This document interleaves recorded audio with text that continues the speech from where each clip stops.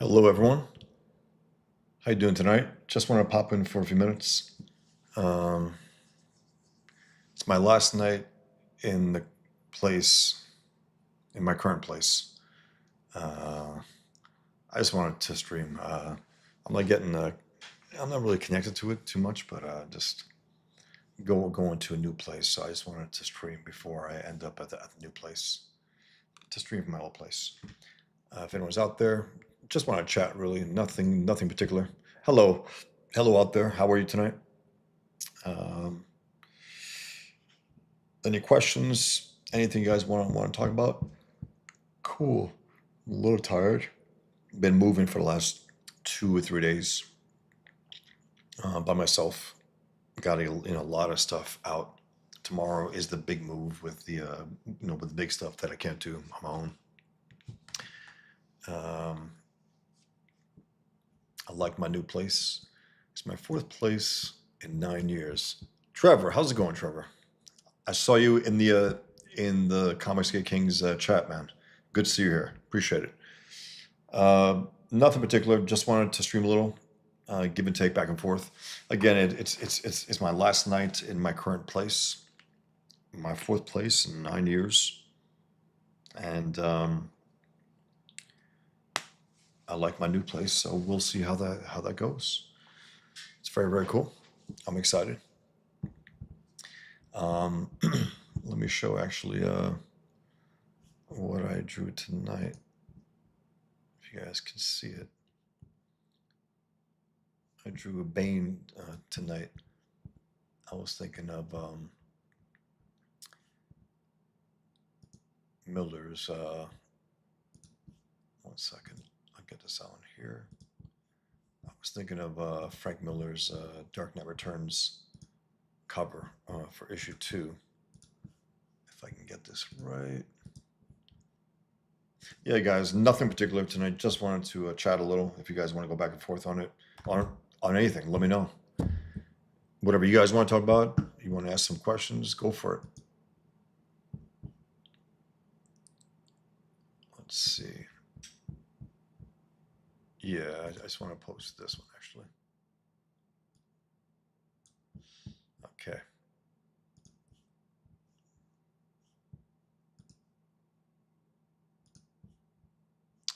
Yeah, this was the Bane drawing that I did tonight. Again, it's pretty cool. It's you get to see Graham Nolan, the co-creator of Bane, on the stream as a Comics Get King. It's just awesome. I love it.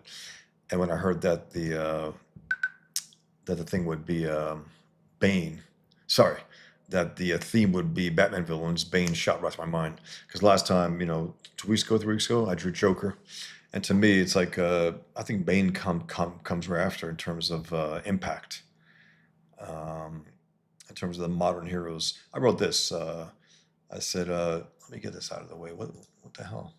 I don't want to promote it, but thank you. Let me read it. I said tonight's Comics Get Kings live draw stream theme was Batman villains, and the first one I thought it was Dixon versus Chuck Dixon's and Graham Nolan's Bane. He's the greatest modern age Batman villain, smart and dangerous as hell. It's an homage to Frank Miller's coverage of Dark Knight Returns #2. It was fun. It was really fun. Um, I got this idea to just to give him that beaten up look that Miller gave Batman on that cover. Just fun. It was just really fun to draw, and I like that Graham. Again, he's the co-creator of Bane. He liked the fact that I drew the hair coming out of his traps, which is fun. It's always fun to draw. It's very cool. That's right, Trevor. Pretty funny. You made some good bids, and you ended up getting one though. Didn't you, Trevor? Very cool. Um, I had two backup ones. I'm not sure if anyone would be interested, but let me see if you are. Um, in case it lasted longer, I wanted to offer these, and I know you beat up Trevor. You put some money up there tonight. but there was a possibility of putting this one, which is this is now 23 years old, I believe so. This was a cover idea I had for Table for One, 14 by 17. That's William Howland from my first graphic novel. It was a similar one, but it was white with black letters, and I put it black with white letters. Him looking, out the window. I thought that was a pretty cool dramatic image to make. Someone bought the all white one with the black letters a few streams back, at least a little while. Yes, awesome, Trevor. That's great. Which one was it, Trevor? Was it the Bane one, or the album cover? And also, at one point, I'm going to offer this. This is a cover to the new Pigman. If anyone wants to offer, let me know. This is the fifth of the 5 covers that I did a little while back. Basically, was like a redrawing, just a more polished drawing of the sketch that I had a number of years ago, which was called F with US, you are effed. You fuck with America, you're fucked. That was the idea. Misfits, right, right, right. He did a great job with that ink. I don't know what he used, but it looked like a dry brush. Really nice. It looked like it was like those old photocopies that were done over and over again. Um, Timothonia Smith. Sorry, guys. I think I got to use my. I think I checked in. I think John was grilling, if I'm not mistaken. Timotheus. I think that's what I saw. So I figured I'd just pop on here instead. Yeah, because I just heard grilling, I believe, and John was talking about how I think his wife got them prepped the steaks. Yeah, yeah, DJ. Right, I was on there years ago. Man, 12 years ago. Every so often, guest hosted Tammy Bruce. Now she's part of the administration. It's pretty wild. I saw her the all day in one of her press conferences, ripping up this journalist, quote unquote, in a very sophisticated way, without getting in the mud unnecessarily. So that was very cool. That's a throwback right there, DJ. It's been a long time. Wow. Um, she was very cool, Tammy. I got a chance to meet her. We got a chance to go to TamCon. I drew a drawing of her, I think her face with her hair flowing, and TamCon. And then I also drew, well, I know she had a dog, a beautiful dog.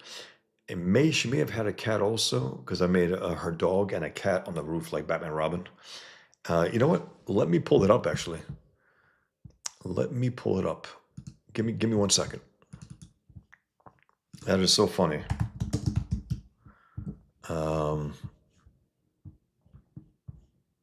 Okay. I got a number of these images here. It's so funny.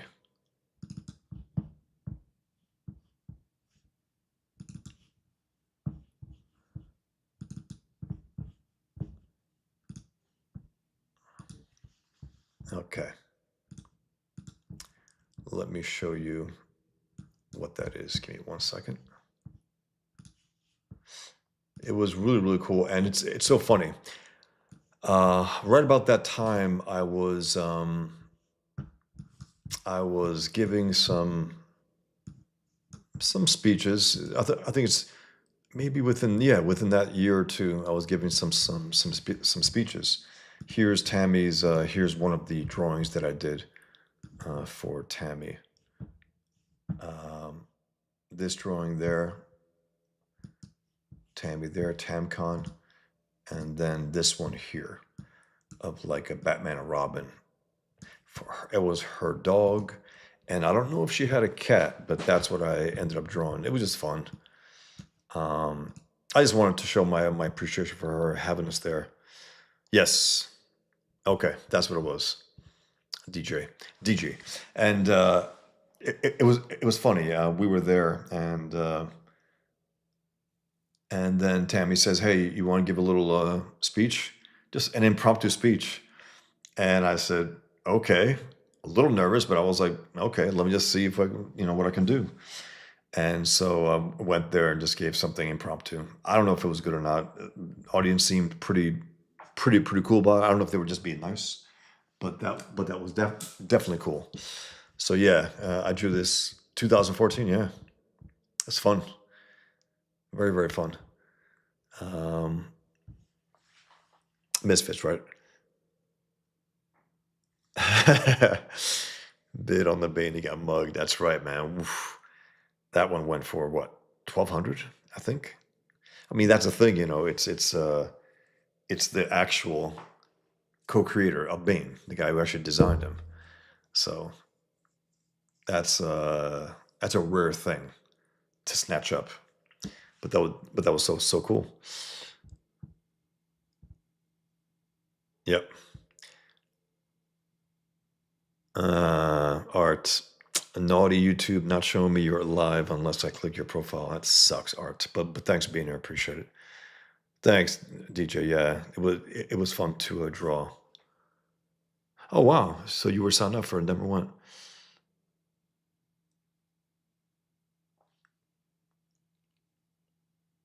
Thanks, Art. Appreciate it. Follow Bosch on X so you can actually get notified when he goes live. Thanks. I guess yeah, because you got the red thing around the I guess profile picture. But yeah, guys, this is my last night in this place, and I just wanted to pop in and say hi and have a little conversation. Um, I've enjoyed being here about 5 years now, so I got a new place coming up. I put the bulk of my stuff there. Just got the big stuff tomorrow with this moving company. Um, got like 6 or 7 big pieces, and that's about it. I'll be officially moved into there tomorrow night. So just want to pop in. Any questions? Anything, guys? Go for it. A freewheeling episode tonight. It's just a chat, as you saw on the icon. It was just literally a chat. Yep. Timotheus Smith. So, what do you think about that terrorist being labeled white? I think we got pieces of shit, communists in the media, and they'll never give up, no matter how bad their rating is. They call them a white male terrorist, a white male terrorist. Now, it's interesting because if you look back, the ringleader of the actual jihadists on 9/11, of course, they were led by Osama bin Laden and Sheikh Mohammed. Sheikh, Sheikh something Mohammed, that piece of shit. He was the mastermind of the particular attack. Anyway, you got Muhammad Atta. He was Egyptian. He was as white as snow. Really pale, drained, it looked like. So there are some really white Egyptians, just really white. Um, and that guy's really white, at least the pictures that we saw. But it's disgusting because if he happened to be black or swarthy, they would never have mentioned his race at all. So it's just their way to take one pot shot if they can and to fool some idiots who they can still fool, which they can, by calling them white. It's just racism. It really is nasty racism. And by the way, there was one guy, I think a Comicsgate guy, followed me and basically called me a pussy for um, cashing in on Jar Muhammad. And he showed a picture of me getting the $12,500 check, right? He didn't mention the fact that within 20 minutes, jihadists came to murder us. So, however fruitful that was.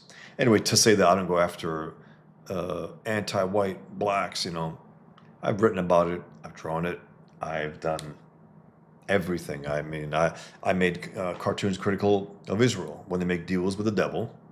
You know, I made like the quote unquote Israeli president shaking the hand of a bloody hand getting himself bloodied. I go after whatever I think has to. I went after Trump recently. I posted the image that I had with him with a turban.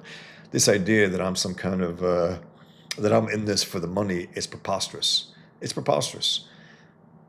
Everything that I make, I'm proud to make. I'm fortunate to make, absolutely. But the idea that it is profitable to draw Muhammad guys, I mean, there is no market for it. I've cornered it, and I realized, oh, there is the market. It's something that I feel compelled to do because human beings were murdered in the name of it. So anyway, it's just preposterous, and there are really idiots sometimes in the comic scene, not just outside the comic scene, circling around. Some really idiots.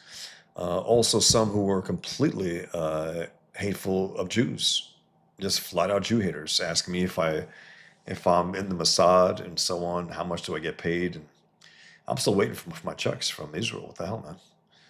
I've never gotten one. We'll see.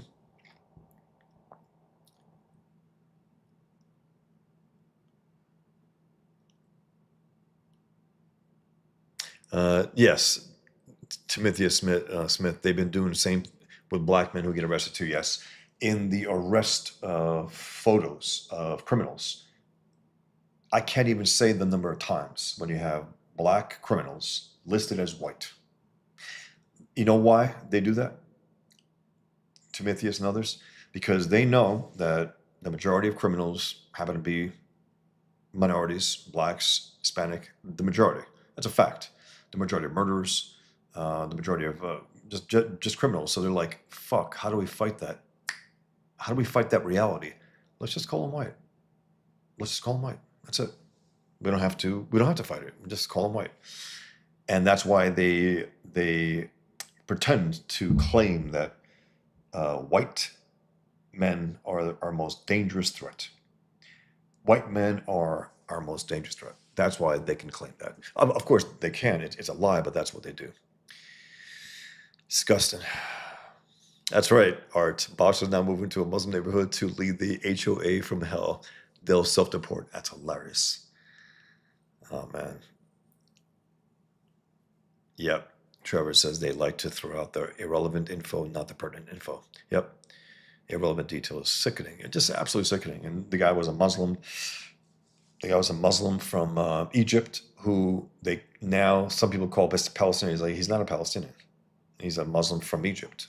And he came here in 2022 under the Joe Biden invasion, under the Biden administration invasion, because Joe Biden was not at the wheel.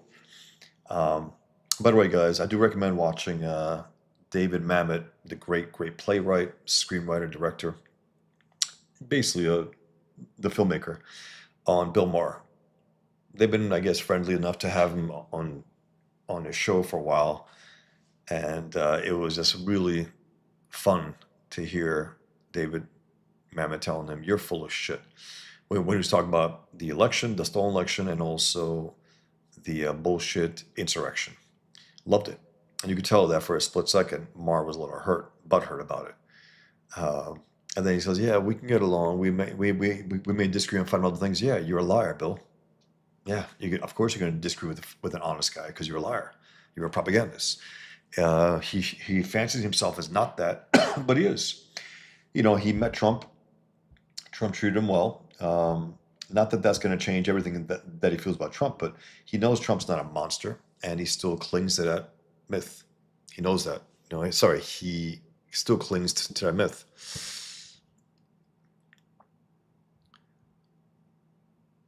Very cool art. He got Shanth's piece, the Two-Face, right? The Two-Face or the She art.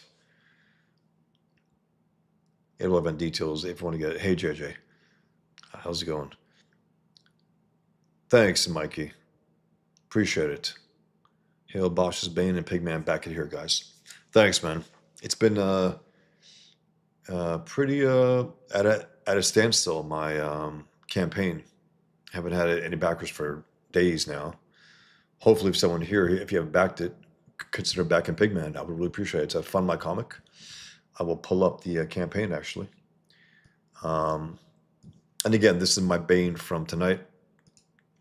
It's just something else to have the actual creator of Bane as part of the Comic Kings. And, I've known Graham online for a while now on social media. He's always been very, very cool. And it's just great to sit alongside him and the other Kings. So again, this was my homage to Frank Miller's Dark Knight Returns #2 cover. And now let me go to Pigman. It's been stuck at 285 for days now. I would appreciate any backing, guys. Another month, I will have this up for another month. Maybe I shouldn't have said that, but if you're interested, do consider getting Pigman. There's no comic out there like it. I can definitely say that. Definitely, I can say that. So do consider getting it, guys. I would really, really appreciate your support. I'm at 285, $18,536. I'll show the trailer if you haven't seen it. Those who are new here, if you haven't seen the trailer, check out the trailer. Give me 1 second.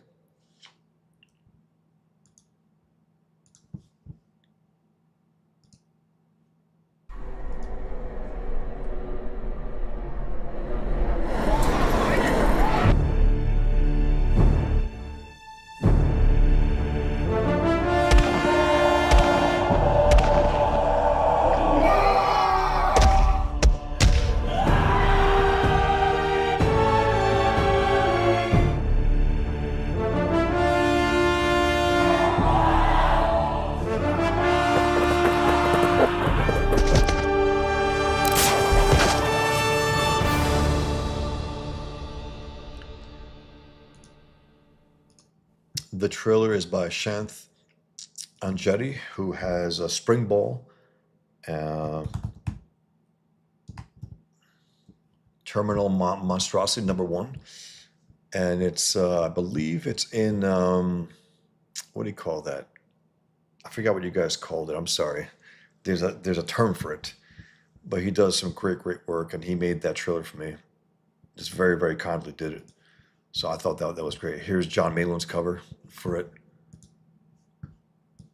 Give me 1 second, guys. Let me get this out of the way to show you Shanth's campaign. Sorry, guys. It's a really interesting concept, visual, harkening back to Ditko and McFarlane, and it really conveys that big time. So it looks really great. I backed it. I think the first night that he launched it. So check that out also, guys. You can order it. You can back it here on Indiegogo. So check it out. Appreciate it. And yeah, guys. So if you want to back Pigman, you can do that and fund my comic. And again, the gist of it is, my Muslim background, post 9/11. My Islamic background came to the forefront of my life, and I just felt I have to respond. And I don't like saying that felt thing, but that was more or less an impactful feeling, heartfelt feeling, where I was like, oh, okay, I'm gonna respond with my cartoon work. I was in the middle of my first graphic novel, and I thought, am I gonna do away with this, just put it aside and work on this post 9/11 comic? I said, no, just finish it. And I added some commentary in there that was alluding to the attack. More than alluding, actually, very explicit about it. Also, another thing, guys, I want to mention, in my move, I discovered I had a number. 1 second, let me show you.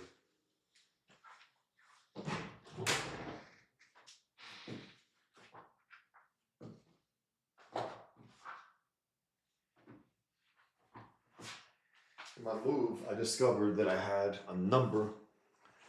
a few boxes more of Propaganda. I thought I was all out. It was buried underneath a whole load of stuff. By the time I saw it, I was like, wait a minute, I thought I ran out of those. I didn't. I have a few boxes worth of them. So I'm going to go to my, you know what? I'm going to do that now, actually. Well, I'm on here with you. Let me just put this up here, and let me go to my, edit my website. 1 second, guys. It's the first print appearance of Pigman, 2009. It's the story behind that, and let me tell you also the story of Pigman as well, if you're new here. Looks like I have a number of followers here, a number of viewers. So this is not working for some reason. I can't log into my website. What the hell? 1 second, guys. I have to refresh and see what's going on here. That's not cool. Interesting. Okay, well, let me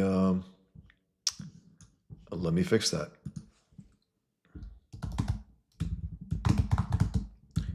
And then I'll get back to your comments, guys. Just give me 1 second. 1 second, guys. Sorry about this. I just want to mention. Okay. So let me go there and let me.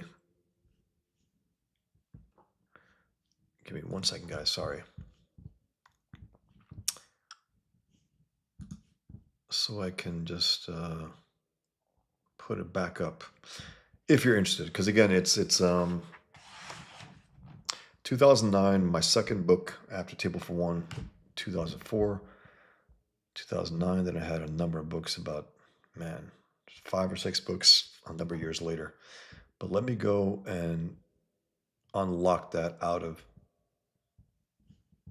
Okay. It might take too long. I'm going to leave that for later, but I will definitely get on that, guys. If you're interested, let me know. And if you're interested now, I will just unlock it and make it available. Because again, it's a first print appearance of Big Man, and the whole book, the whole idea of the book was that it wasn't even an idea at the time. It was just me. I studied Islam. Again, I was raised Muslim, but we were very passive, so I didn't understand the real religion. We had a Quran in the house that was in Arabic. Nobody could read Arabic in my family, so that's what it was. But give me 1 second. Let me get back here. Let me read some of the comments, and then I will unlock propaganda and just make it available again. And I'm sorry to those, because it was only like 20 left and people bought them all, and I found them, but I'm not going to just, oh, well, I sold the last 20. I got more. I got boxes worth. So I had no idea that they were underneath all this stuff that I had. You don't realize how much you have until you move, really, how much you build up and how much you bury also. Yes, JJ Trillo. I love David Mamet's work as well. I mentioned The Verdict. I think it was his first major screenplay. Paul Newman played that character, which is a phenomenal performance. I mean, his best, really. It's unfortunate he didn't win the Oscar that year. He deserved it. Hell of a story. Incredibly shot by Sidney Lumet and written by Dave Mamet. And then, of course, he did Ophelia. He did a number of ones. Glengarry Glen Ross. The Spanish Prisoner is fantastic. If you haven't seen that, guys, the Spanish Prisoner is fantastic. It's a very interesting. It's well made, and I don't know. It's like I don't know, otherworldly, meaning it's so. How can I put it? It's like a play, but of course it has the scenery, and they travel and snap, but it's still claustrophobic. It really is cloistered, very small, but it's well done. Great acting, great script, and great directing by Mamet. So definitely check that out. The Spanish Prisoner, The Project, The Project. You'll know if you saw it. Timotheus Smith says, so is the whole religion bad? I really know nothing about it. I just see and hear a lot I don't like. Well, Timotheus, when we mention the whole religion, it's like the people are the people. A lot of people are non-devout. They don't give a shit for the religions that they claim to be part of. And that's my kind of Muslim, really. The ones who don't give a shit. They're not in bed with it. They're not in love with it. They're not married to it. They can take it or leave it. But they'll never say that. They'll say that, oh yeah, they're real Muslims. Yeah, sure. Uh-huh.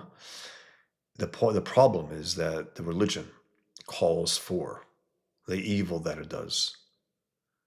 You know, it has a built-in misogyny, the built-in Jew hatred, built-in hatred for all that are not Muslim. It has this need to force non-Muslims to submit or die.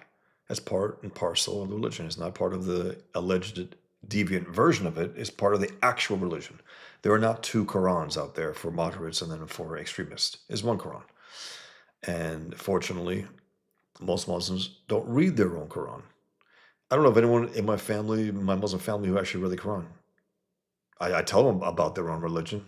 They're like, no. I'm like, yeah, yeah, that is actually your religion. I said, why don't you read it?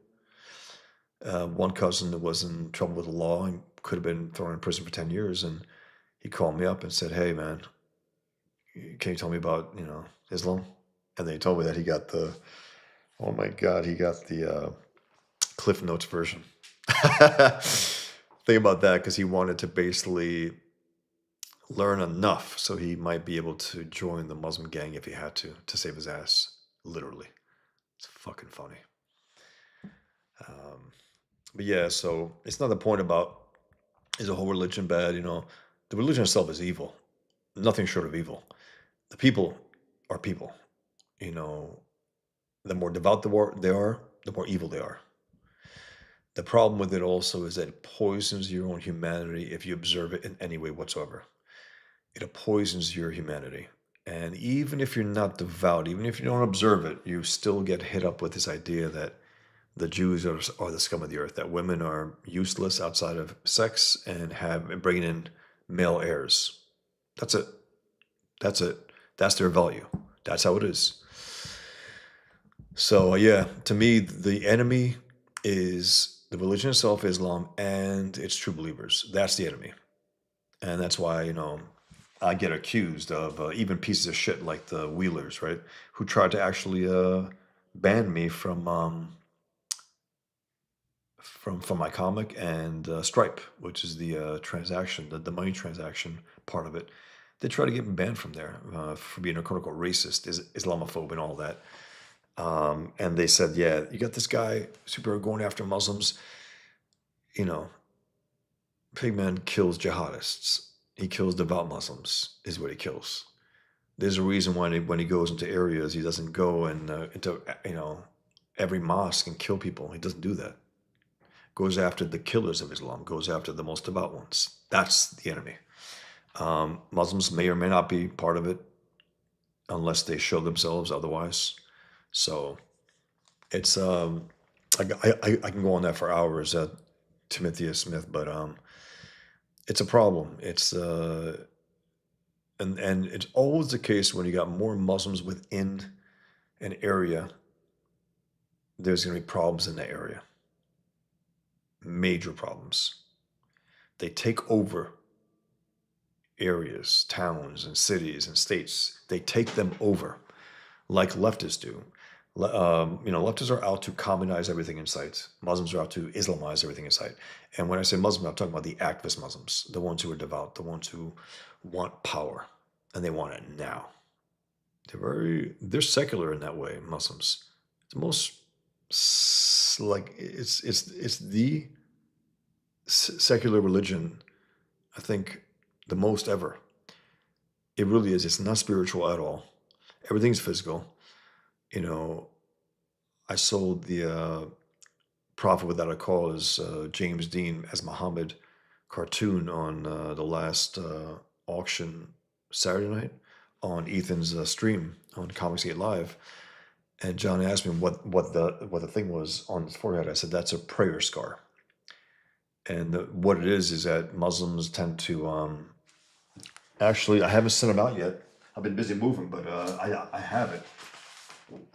Someone bought it, but here it is. Here's the Prophet Without a Cause. Someone bought this, so it's not for sale. But that thing right there, that is a prayer scar. And a prayer scar is when devout Muslims try to prove to their fellow Muslims, I'm the real deal, and you're not. Mine's bigger than yours. That's the idea. So what they do is they rub their forehead in the carpet harder than their fellow Muslims to prove to them, look at my shit. You don't even have one. And if you notice, those who've read the Infidel featuring Pigman, Salam, the villain in there, has a slightly growing one. Each issue, a little more, a little more. He has scruff, and then he grows a beard and so on. And also, Super Jihad has a nice prayer scar. Trevor says, I'm pretty white, but as a Scandinavian descendant, I look nothing like the southern Euro trash. White is such a misnomer. I know, it's ridiculous. Yes, JJ Trujillo. David's not a crazy lib. Wow, I had no idea. He basically came, I mean, it's so funny with him because I've loved his work for years. Years before he even, quote unquote, came out as a right wing. And I never thought anything about his politics. Actually, if I did, I said, this guy's a little hard. This guy's a little, he's saying a lot here, and it's not collectivist. Surely not. So I didn't think he was ever a leftist. He said he thought he was, by mistake. It was just the thing to be. I think from Chicago in his beginnings to Hollywood and so on, that's what he figured was the thing to be, right? Blend in type thing. Because all he was interested in was making movies, writing them, directing them, and plays and so on. But you look at, there's always something hard and true in his stories, and that you don't get that from leftism. You don't. So he's, and then Bill Maher, insulting his friend, says, every time I see you, you sound even more right wing. It's like, bitch, you're a fucking drunk commie. Who gives a shit what you think? And also that dummy started drinking.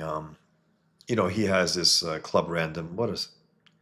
It's a mess of a show. You got this old lush, you know, this old guy hitting the sauce and smoking weed. And he talks like this, and he drags out his words longer than usual. He's such a fucking bore. His only saving grace is that he's very critical of Islam because he's critical of all religion, which is fine. So it takes him a little nerve for him to do that. And I appreciate it because his audience doesn't love it. But still, he's a piece of shit who will vote for communists no matter what. He's a toe tag liberal, as they say, toe tag leftist, not liberal. He fancies himself a liberal and he votes for communists. And he starts talking up Gavin Newsom. Gavin Newsom, communist, as if he's a legitimate, viable candidate for a legitimate American party. No, he's a fucking communist. And he'll pretend to be against the trans issue because he's like, oh shit, the wind's blue? Okay, yeah, I'm against that. Right? I'm being sincere. No, the wind's blue a little. And he wants to go as in the political middle, which is the most dishonest part because I'd rather have guys be honest about their communists and not communists. Once they go in the middle, you can't trust these fuckers. I don't care who they are. And if they're on the right and they try to go to the middle, they're lying to you. If they go on the left and they go to the middle, they're 100% lying to you. He is. All right, so I got a sheet. Okay, cool. Wanted it since he first painted it on Kings. Can't wait to see how he finished it. Oh, awesome. JJ Trujillo says, yeah, Graham's a salt of the earth kind of guy. He is. Never had anything with Graham. We had a little something about it in terms of I think the industry and art, something like that. But it was cool. It was a good give and take, as always. Never any bad thing with Graham. Always a good exchange. Always. Mikey says, hey, Mikey gets Box. John Ray Jr. is coming on John's Long Box channel, but he's buddy with Matt Barr. So I probably won't watch it. I'd love it if he went on your channel. I know you're a big fan. I don't think you would, but I would love to have him on. And I would say this, if I could ever have him on, which I doubt, he'll do a little search and whatnot, but I would make up for, I think, the shit he gets, because he gets a lot of shit. Too much shit. Sometimes they treat him as if he's Rob Liefeld. It's like, no. You look at Rob Liefeld's cable, you look at Johnny Jr.'s cable. I mean, he brought a lot to it. He brought a lot more edge to it, a lot more weight to it, a lot more anatomy and everything. So it's a joke, to have to say that about John Romita Jr., who's a great storyteller.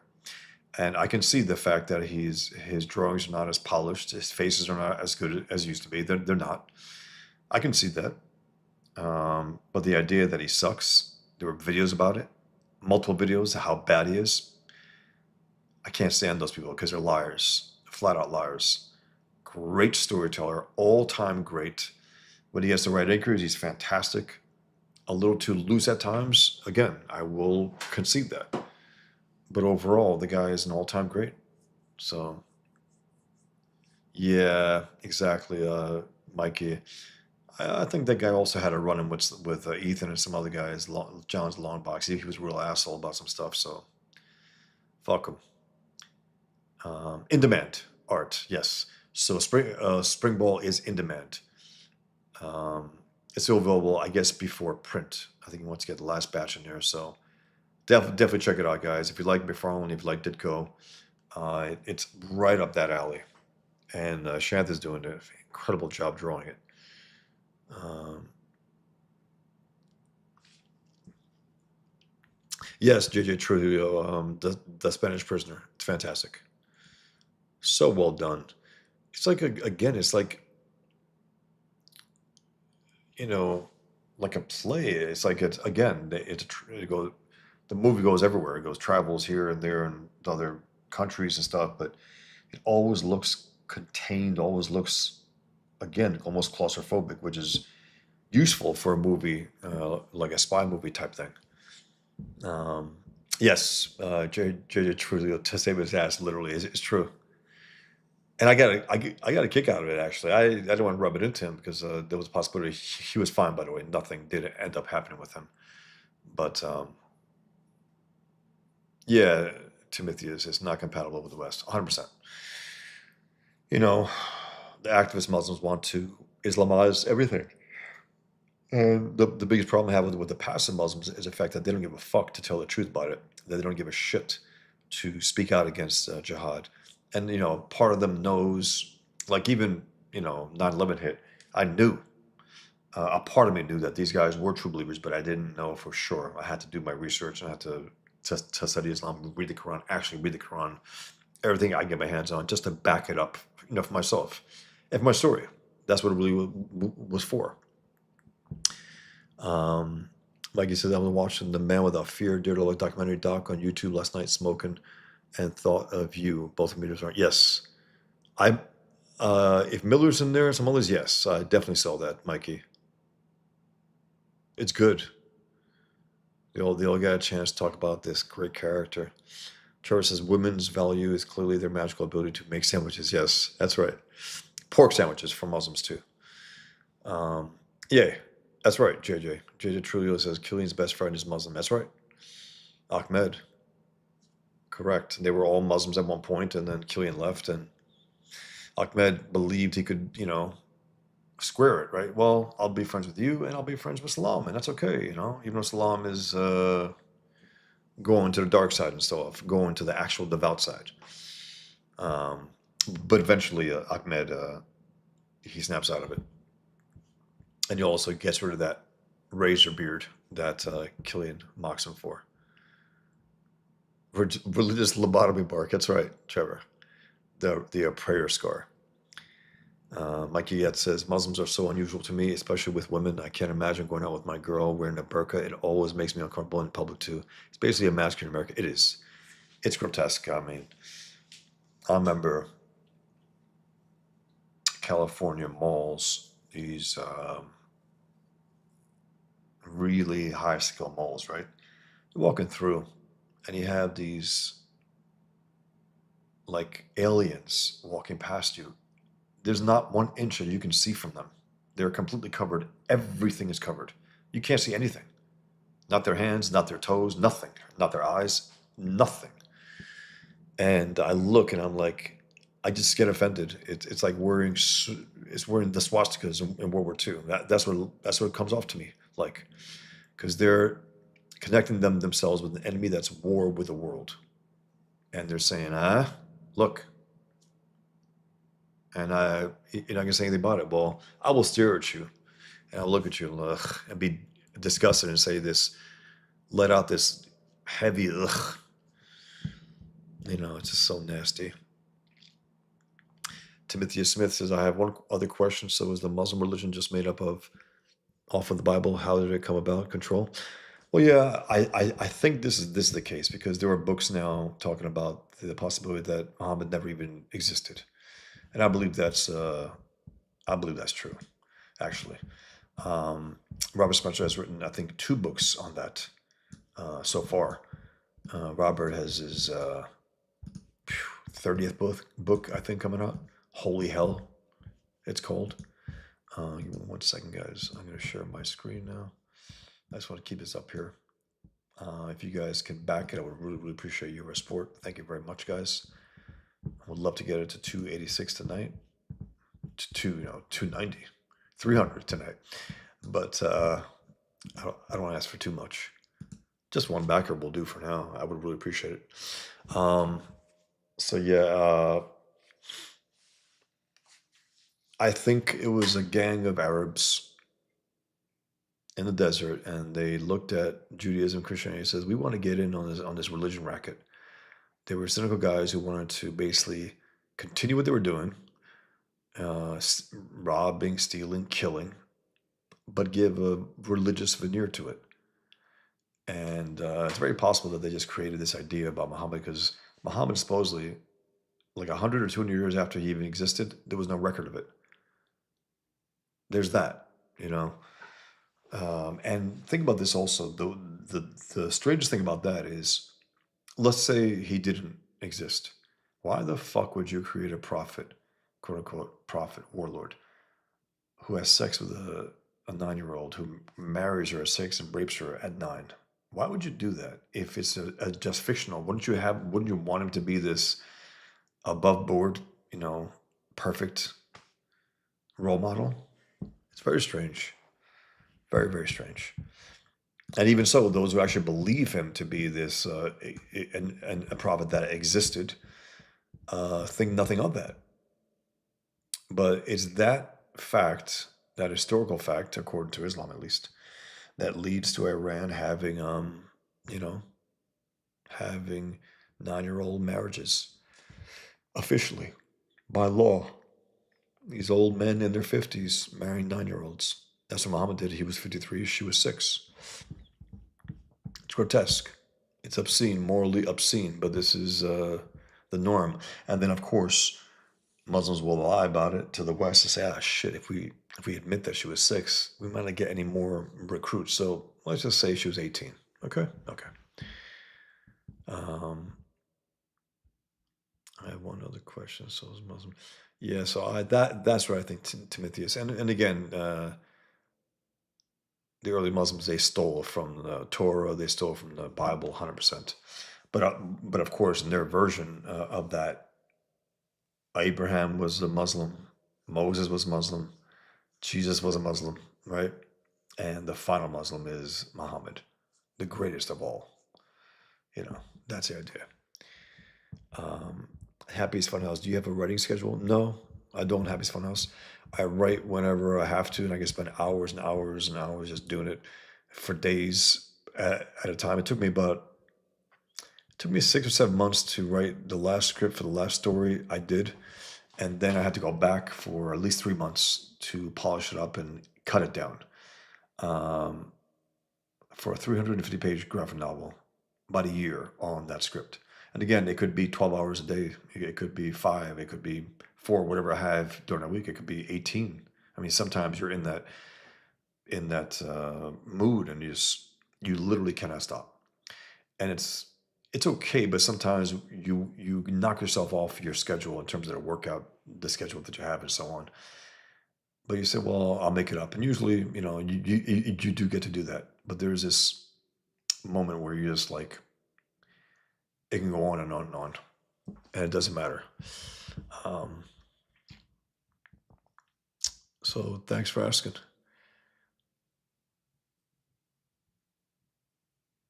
I missed this one from Art. Okay, how can it be evil if the Quran calls for all non-believers to be killed or converted? Can't be evil if there's no one left to call it evil. That's right.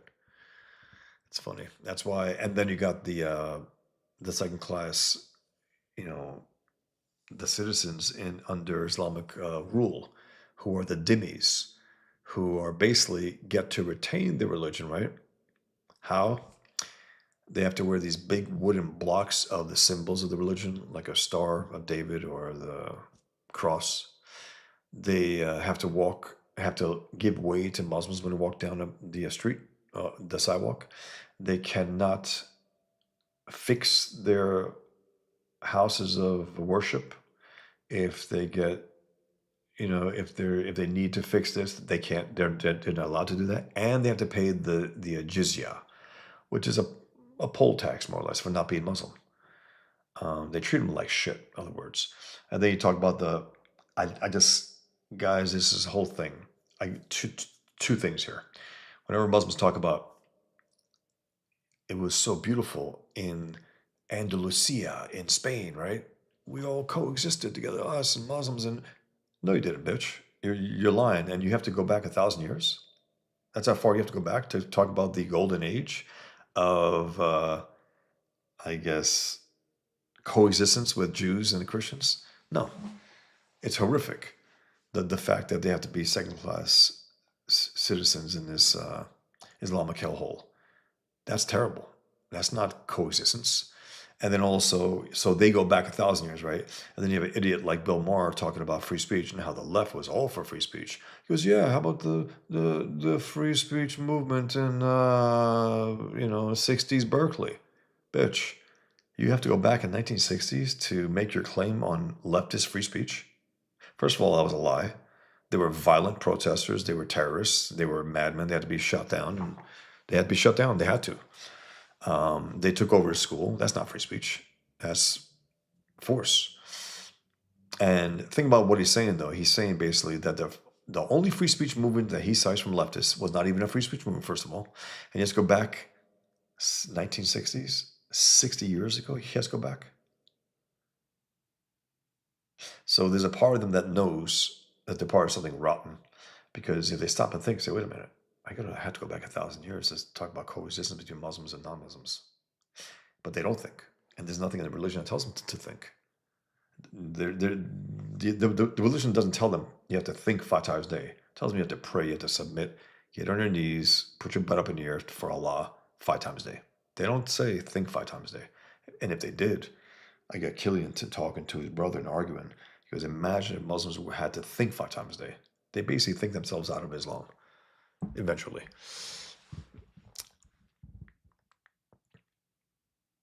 JJ Trulio writes, Pigman's great. It tells of an individual struggle and a global one. I appreciate that, JJ. Thank you very much, man. I always appreciate your words on a Pigman. Thank you very much, man.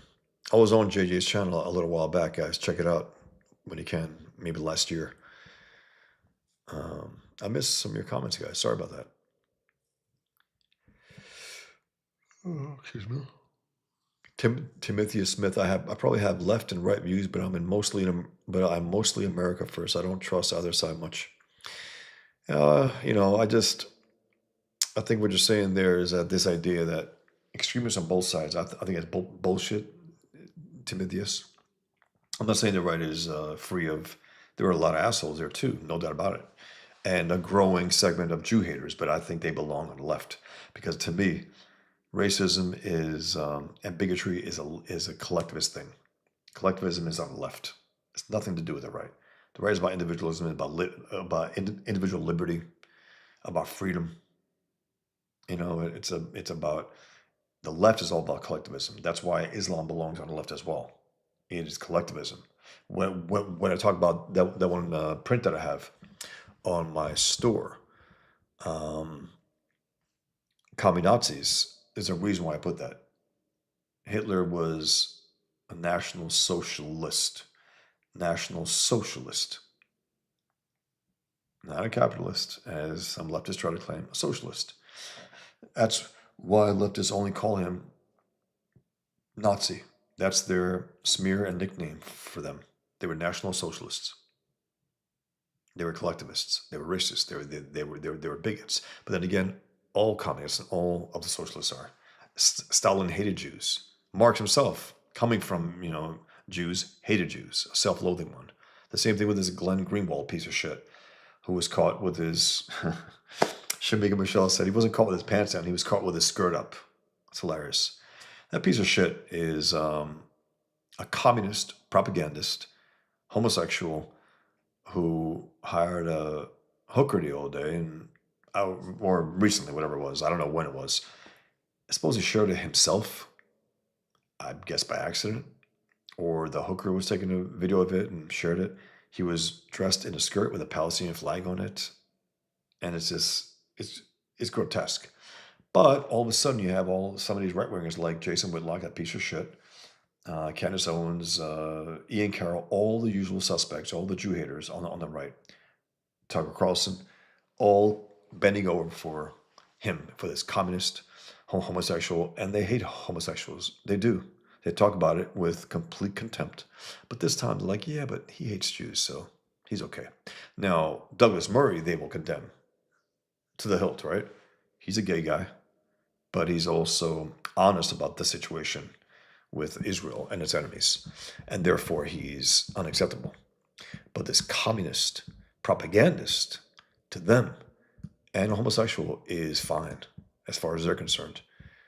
It's disgusting. It really is. And again, I don't give a shit what people do, but this fucker was calling Matt Walsh morally depraved for saying that homosexuals shouldn't be able to adopt children. That's a debatable issue, but to call him morally depraved is like, you're morally depraved. And then, of course, he comes out and says, I'm proud of my private life. You're proud of it? You're proud of it, Glenn? Degrading yourself in that way?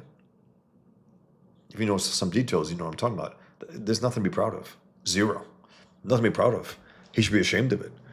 And it's not ashamed of his homosexuality, ashamed of the way he practices it, the way he goes about, whatever he is. And on top of it, he's a goddamn propagandist. He's a communist. Hates Jews, hates Israel, sides with terrorists. He does speeches with CARE, Council of Islamic American Relations, who came from Hamas. They're the stealth jihadists in America to try to criminalize criticism of Islam. That's why they're here. He's bad enough for them to invite him to speak at their events. That tells you something about him.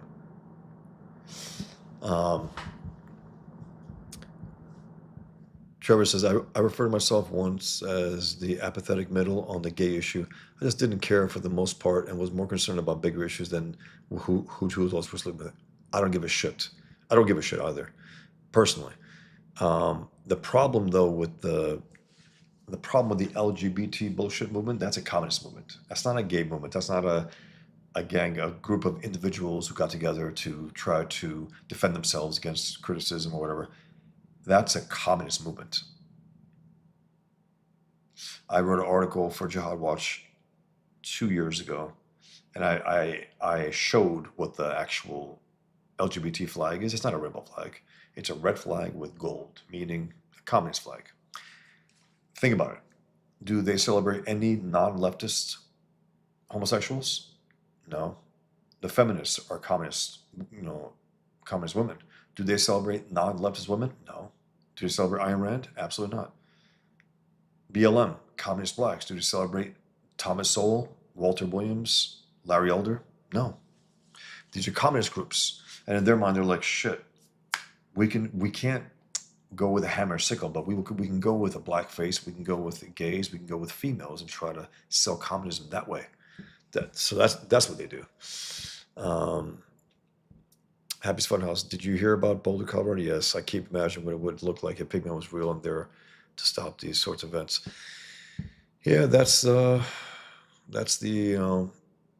emotional birth of Pigman, to try to create someone, at least in fiction, in a world that I can create. If it's not happening in a real world. And the thing that really sparked me was when I saw that piece of shit George Bush say, Islam is peace.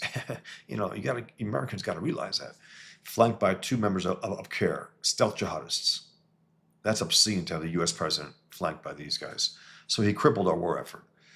And I said, all right, we're fucked here. He's not going to allow our soldiers to be unleashed on his enemy. Our media is going to completely back him up on that. If you notice, that was the only criticism they didn't have for Bush, the fact that he blew Islam. They didn't criticize him for that. So yeah, that's what I was saying. On an emotional level, okay, I need to see this enemy get it in the way that they deserve. They have to get it, and that's where Pigman was born from. So it is an emotional thing. Trevor, 300 backers, do it. That's right. Come on, guys. Come on tonight. Only 15 tonight, guys. I'm not asking for much. I keep refreshing it. Damn, man, it's at a standstill. Um, Art says, "Hear me out, Bausch. You've seen that Hercules movie where it's a gang faking everything? Think that, but Muhammad would be a great comedy. A gang faking everything. Hercules movie. I don't know what you're talking about, Art. It sounds like it could be funny, but that's one thing. I've offered to do storyboards for a Muhammad movie if anyone's willing to do it, more than willing to do it, and also an animated one that I can design.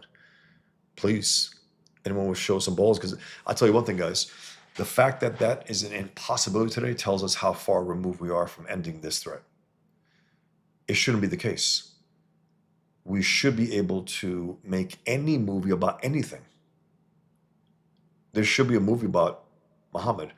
Once there is, by a studio, this war, that enemy, they don't have long. Let me say that because culturally, that's what you need. Um, Churchill says something about the Miss Minerva. It's a powerful possibility. That's what they're saying. Some people, but I think it sounds like Churchill would say that. To say that that movie did more for the war cause than a battalion would. He understood that once a culture gets into it, once a culture gets involved, once it backs up what's happening against the enemy in the defense of the West, you can make a lot more impact that way. So I think I think it's true. I think he did say that, and that's the same thing here. If we see a Muhammad movie, if we see a movie about Pigman, our culture is healthier. We are anemic right now. We are very weak culturally speaking, despite the good things we might be seeing. Like the last election and so on. The pullback of the LGBT communists, of the BLM communists, of the feminist communists, and all that. Yes, there's good things to be pleased about. The fact that it's an impossibility to have an anti-jihad, anti-Islam movie today, and when I say impossible, I would do it right now if I had the wealth. I would make one. I would make a Muhammad movie. I'd make a Pigman movie. Back to back, Muhammad movie, Pigman movie. I think Muhammad movie would be more effective though, because again, once you crack that wall, there's no going back. There's never been a movie showing Muhammad. There's been a movie where I think Anthony Quinn was it, the Prophet. I think they only gave it from the perspective of Muhammad, where you can't see him. No, I want to show his ugly face on the screen. Show the ugly things he did. Show the monstrous things he did. Show it. And that's why I think part of them doesn't want a movie. It's not that they're, because they claim to be against idolatry. They idolize Muhammad. They murder cartoonists over drawing him. That's idolization. They're idolaters. If he wasn't their idol, they wouldn't be murdering over his image being seen. They wouldn't. That's how much they idolize him.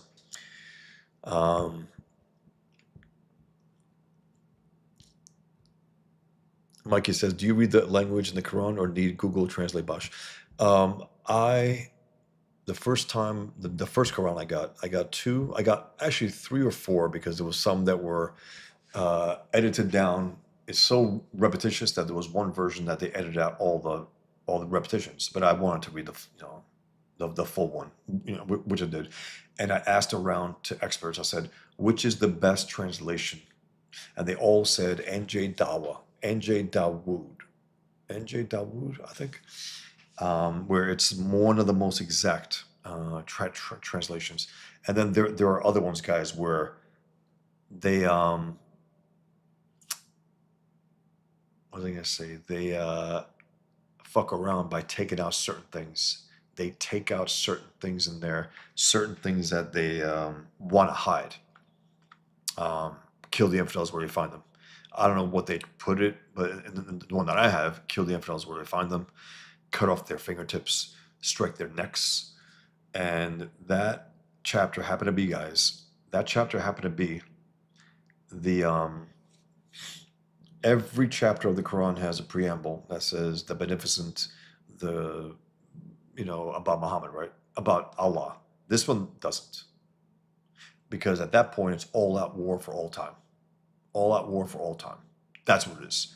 So it's interesting. The one that I read was, from what I gather, it was a legit copy. I got another one, but I read that one twice, and it's a chore, man. It really is. It's tough to read. I fell asleep a number of times, and I noted whenever I did. I put Z's next to it. Um, Timothy Smith says, "Yeah, I just read Muslim scholars claim the Bible refers to him or predicts his coming. Sounds like they're just trying to justify their beliefs." 100%. And not eating pork is insane. Yeah. Well, Jews also don't eat pork, and they talk about it, but they don't. They won't kill you over it. They won't beat you up over it. Like I had at least two Jews tell me, "I love what you're doing, but why a pig?" I'm like, "Well, you guys might not like it. Muslims hate it, hate it." Growing up, if you bought the wrong bologna, you got your ass kicked. That's how extreme was, that kind of bigotry. And that's why I wrap Pigman up in pigskin leather to exploit the Islamic enemy's bigotry. Because however bigoted average Muslims are, jihadists are incredibly bigoted. Quote unquote, extremely bigoted. Trevor, and Andalusia was so beautiful that the Spanish raised up a crusade to force remove them. Exactly right. Exactly right, Trevor. And they did. They were able. See, that's the thing. Muslims never want to talk about that. They want to talk about Andalusia when it was allegedly coexistent. They kicked their asses out of there. That's a huge historical thing. Huge. And it can be done. You can kick them back out to their hellholes. That's what the West has to. I mean, we have no choice. We have to. DJ Great Mix. I'm sick of seeing Jew haters in CD chats. They just come across needless. They are needless. DJ Great Mix. They are needless, and they're liars. Incredible liars. The dancing Israelis, bitch. The dancing Palestinians. Don't lie. No Israelis dancing after 9/11. There were Palestinians dancing across the world. Muslims dancing across the world, on the rooftops of New Jersey, in the hellholes of the Islamic world, celebrating. That's why I had Pigman go out on September 11th, do some major damage against them to make them think. He doesn't think they're going to celebrate 9/11 after that, because that's the day that Pigman came and did some major damage.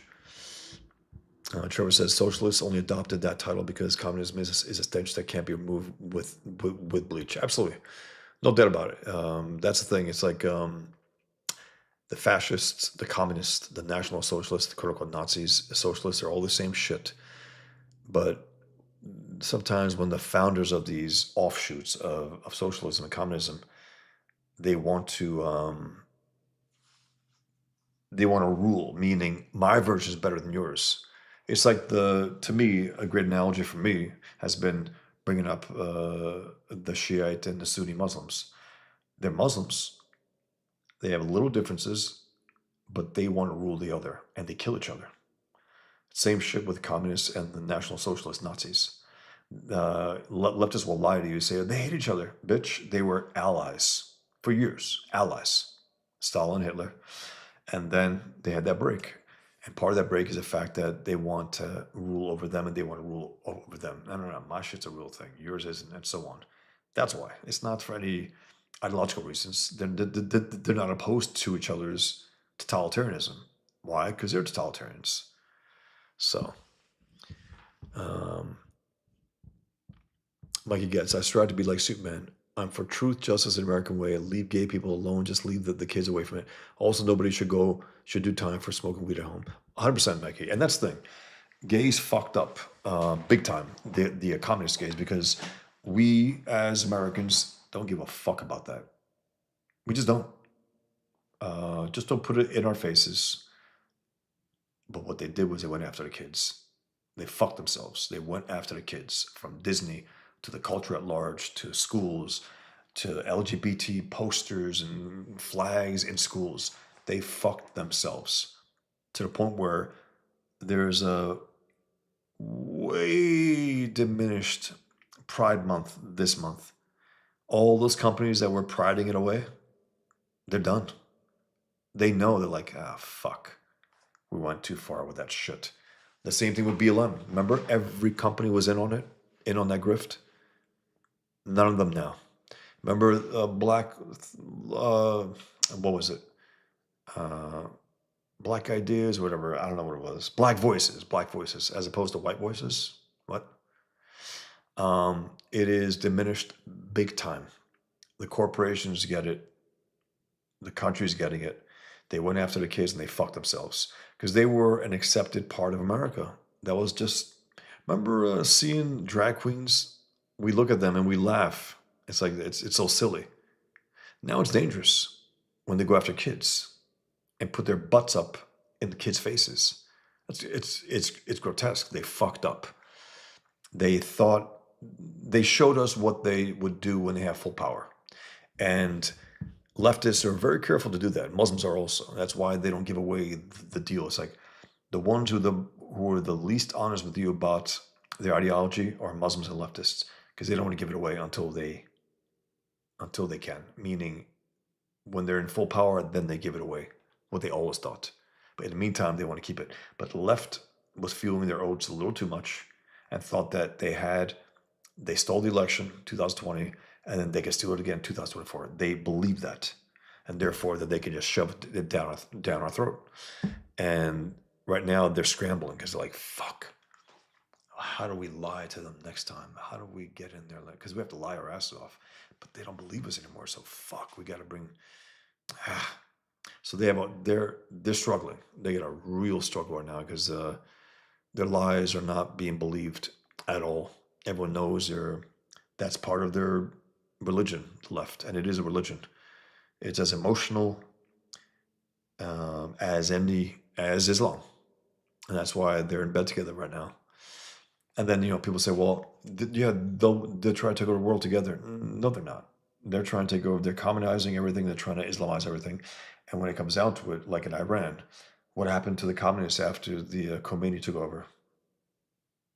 Converted, killed, imprisoned. There was no more communist movement in Iran after the Khomeini took over. Same shit would happen with with the other way. The way the Chinese they were cracking down on the Muslim Uyghurs. They're in concentration camps, a lot of them. And people say, well, that's a good thing. It isn't. It isn't. But if they're jihadists, sure. But they're not. They're just, a lot of them are just average everyday Muslims. But they want to keep them in check because they know that if they get a chance, they will gain influence and power and maybe try to overthrow the government. That's what they would do. And notice this also, guys. Notice that Muslims are bitch and moan, and also non-Muslims bitch and moan about quote-unquote Palestine, right? And the quote-unquote genocide there. Any of them complain about how China mistreats Muslims? Any of them? Any of them? No. No, not one. Hey, Peanut Gallery. That's disturbing. Not sure. Frakov Felger Carb. Hey. Timotheus Smith. I don't hate Jews, okay. I don't hate Jews, but let's see where you're going. I don't hate Jews, but I hate that bad start, Timotheus. I don't hate Jews, but I do hate the censorship and not the stuff that should be. I also don't like hearing the Holocaust brought up as an example constantly, but that's not really the Jews, it's Israel.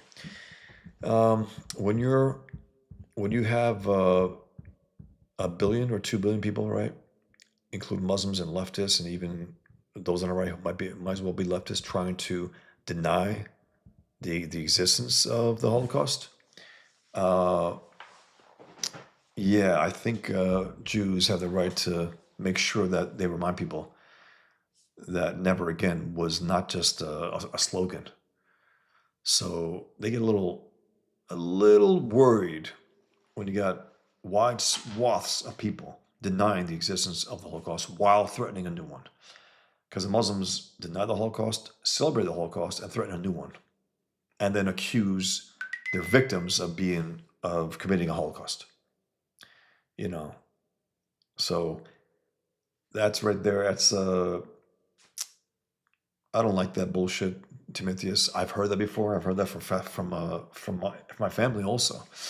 This idea that they just put it too much. No, I think it's just right. When you got fucking Muslims crying today about genocide that doesn't exist, do you have a problem with that, Timotheus? Because it doesn't seem like you brought that up here. That's an actual thing that actually happened. The genocide in Gaza is a lie. It's propaganda. You have genocidal jihadists who wanted to wipe out all of Israel on October 7th. They were only able to do 1,200, to slaughter them. They targeted the innocents. They didn't target the buildings. They didn't target the government buildings or soldiers. They targeted innocents. So I'll push back on that. Comic books and cahoots. How's it going? Leftist philosophy requires forced participation. Yep. Individual agency is entirely a philosophy that is right wing by default. 100%. And that's why, guys, we know about many, many, many Islamic dictatorships. We know about leftist dictatorships. Name me a right wing dictatorship today. Name me. If you do bring it up here, you're lying. You'll say, hey, Trump, America, dictatorship with the election voted in. It's a lie, complete lie. So yeah, and it's not even a point that the more right you are, the more you are for freedom and liberty. And then people say, well, the more right, it's more anarchy, and no, it's not. Chaos, no, that's not. That's a poisonous way. That's a mixture of all the bad and then some aspect of I could be perceived as good, whereas no laws, no rules. That's not a way to live. And it's funny that even the anarchist, Michael Malice, right? The famous anarchist moved from New York City to Texas. Why? Because he couldn't deal with the anarchy in New York City. That's why.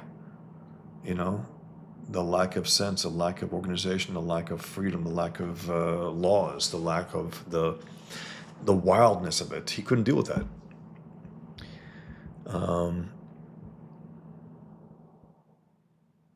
Beowulf 13. Hell, Beowulf. Demon Flag is what it is. Yep. Frakov, Felgercar, Margaret Sanger wanted to exterminate POCs. Yeah. And that it doesn't matter that that's a historical thing. It doesn't matter, it doesn't matter with some people. It's like they come across, they're like, yeah, but what?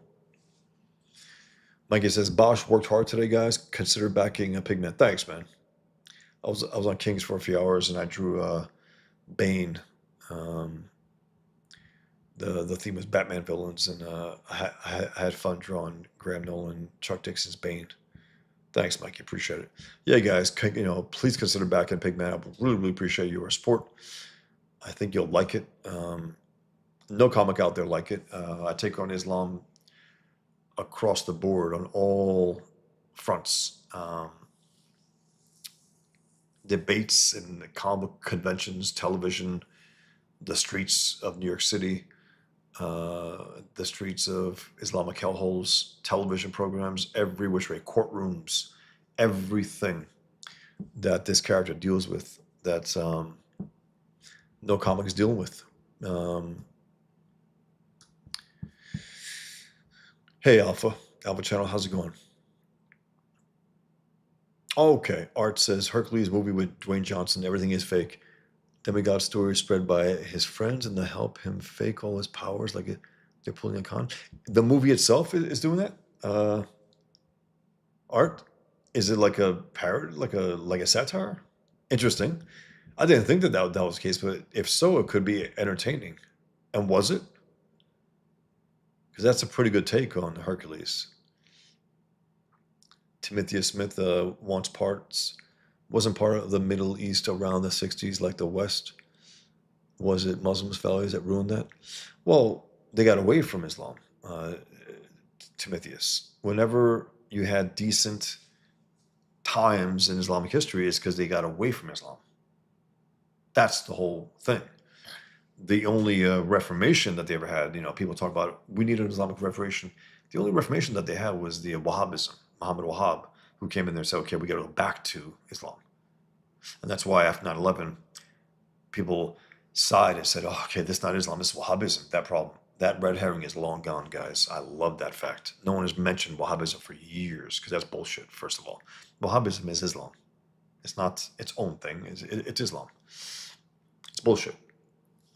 So, yeah, um, whenever it was decent, it was when Islam was weak, when Muslim leaders didn't have the strength to shove it down the throats of citizens. That's when the best times Islam countries. And when they say, look at Iran in the 60s, you're praising like Islam or something? No. It's the lack of Islam that made them look Western and act like Westerners. That's the whole thing. You know, Ataturk from Turkey, said something along the lines of he wanted to bury religions at the bottom of the ocean, right? And he wanted to modernize Turkey. But of course, he wanted to do it in a strongman kind of way. Like he was like almost more than encouraging, but like almost forcing men to wear hats, like modern hats and stuff, and suits to look more modern. That's not the way to go about it. But I understand the impulse because you want to make sure that the jihadists don't get a foothold in your countries. There's also this idea that the extremists that the Saudis don't like the quote unquote extremists. They have beheadings in town squares today, 2025. Beheadings in town squares. The same shit as ISIS, but it's official government. So give me a break with that. They're moderates, bullshit. Um, Beowulf 13, woke is weakest, but it will never die, but we can make it less relevant. Yes, that's for sure. It's leftism. And this idea about the woke right, guys, again, it's James Lindsay, that flabby hack. He's such an annoying fuck, too. I've had my runners with him. Um, Whenever the right doesn't do what he wants them to do, woke right. Nah, you're just a leftist who was kicked out of the left. You want back in, but you're like, I'm relegated to be on the right. Well, you know what? I'm going to try to turn the right left. And if they don't, I'm going to call him woke right. No, no. He also fancies the idea that liberalism is the answer to leftism. It's like it's been liberalism has been subsumed by leftism. Why? Because of its Achilles heel. It's weak. It couldn't fight off communism. It couldn't do it. It bent over for it. For all its value, when it comes to death and stuff, it's over. It's like the French. They want a society where it's all, art and music and croissants and all that, right? But when it comes down to it, when they have to defend themselves, they can't. They can't. They get taken over like that. You know,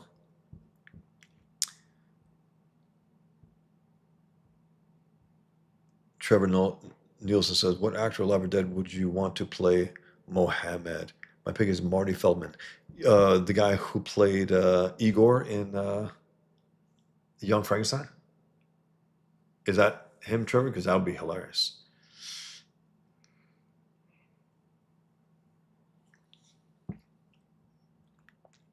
Beowulf 13 says, you're not supposed to have images of Jesus Christ or any heavenly being, but you don't see Christians beheading people over it. In fact, some of them draw it themselves. That's the difference, yeah. I've drawn Jesus, I've drawn Moses, I've drawn other prophets, and never got any heat for it. Nothing. The only criticism, his eye color or something. That was it. You know, all religions are the same. Okay. Which religion would kill you if you draw the prophet and you list it and you put it on a pole and it's obvious? My guess says to Trevor, I don't care about Muhammad, but I agree with Bosch. Vince Vaughn would be a good pigman, but he'd never do it. He probably wouldn't. But if one actor in Hollywood would do it, it would be him. He is right wing. He loves a fountainhead, and he still gets to work, which is pretty damn cool. Good for him. Puts on some weight. He's the right age. Pigman is over the hill. He's not ready for prime time, but ready or not, That was the whole point, ready or not. And clearly I had Miller's Bruce Wayne Dark Knight in mind, and older, coming out of retirement, but he's actually just starting his career as Pigman at that age. O.V. Ravioli's Alec Baldwin. That's hilarious. Alpha Channel. In the next issue, Pigman gets a dog. That's right. I have thought about that. There are aspects that I like about that. Because dogs are considered filthy and also in Islam. Timothy Smith says they claim pig is a dirty animal, but they're actually one of the cleanest in North America. It would make more sense if they didn't because of their intelligence. They are intelligent. Pigs are very intelligent. When you talk about the smartest animals, they go from dolphins to pigs. It's interesting. And they're delicious too. Trevor Nielsen, the best pig is probably Woody Allen. Absolutely right. To diminish his manhood, that would be a good way to do it. O.V. Ravioli, Diane Keaton can play the goat. Jesus. Or Muhammad. Yeah, she was, I don't know. I remember seeing her in Godfather. I was like, that's the best Michael Corleone can do? What the hell? Not a looker. Okay actress, not even a great actress. But Beowulf 13, one thing that unifies the left and right, it's their hatred of the Jews. Yes. Now, when you say the right, that's a little too wide open there. It's rightists who belong on the left, Beowulf, because again, they are collectivists, and collectivism is on the left. These guys are not truly liberty-loving, individualism-loving people. They're not. They might as well be on the left, or they might as well bend over for Allah, because again, they have nothing to say against Islam. Nothing. Zero. You see Tucker Carlson criticizing Islam at all? No. And also notice Tucker Carlson ends up going to all the oil-rich hellholes in Islam. Not to the poorer places, not to Palestine, quote unquote, and the other places, right? He always at the oil-rich. Why is that? Because the bitch is getting paid. That's why. That's why. And I mentioned, I said, here's what Tucker Carlson has said about the last 3 jihadist attacks on American soil. Put a blank page. He said nothing, guys. The New Orleans one, the one in Washington recently, this one in Colorado, nothing. He's a big mouth. He talks about everything. Why hasn't he said that?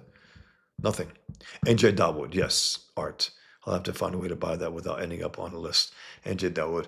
Yeah, I mean, people want you to read the Quran. Actually, Muslims don't want you to read the Quran. They pretend they do, but they don't. They don't want you to read it with a critical eye. They want you to inhale it like a drug and not question it. They don't want you to read it with an actual critical eye. Beowulf 13 says some NFL teams didn't post any pride bullshit this month and people are up in arms. Yes, I like that aspect also, that the gay commies will be going nuts over this. But at the same time, a lot of these companies, there's no picketers out there. There's no protests out there. The companies who just said, nah, fuck it. We're going soft on this pride bullshit. Again, they crossed the line. They made themselves known, to me at least, as communist homosexuals, not as just homosexuals who are embraced by all. No, they're communist gays, and they went after the kids. You don't do that. Americans are very tolerant people, but we're also, we don't take, when you go after kids, you cross the line, and you got to be put back in your place and grow the fuck up. But they can't because they're commies, so. Frakoff Felger Corb says Sesame Street has a video on Pride Month that is cringe. I heard that. Oh, God. And what is it, Felger Corb, that a guy supposedly said? Oh, my God. He wants to show them his big monster.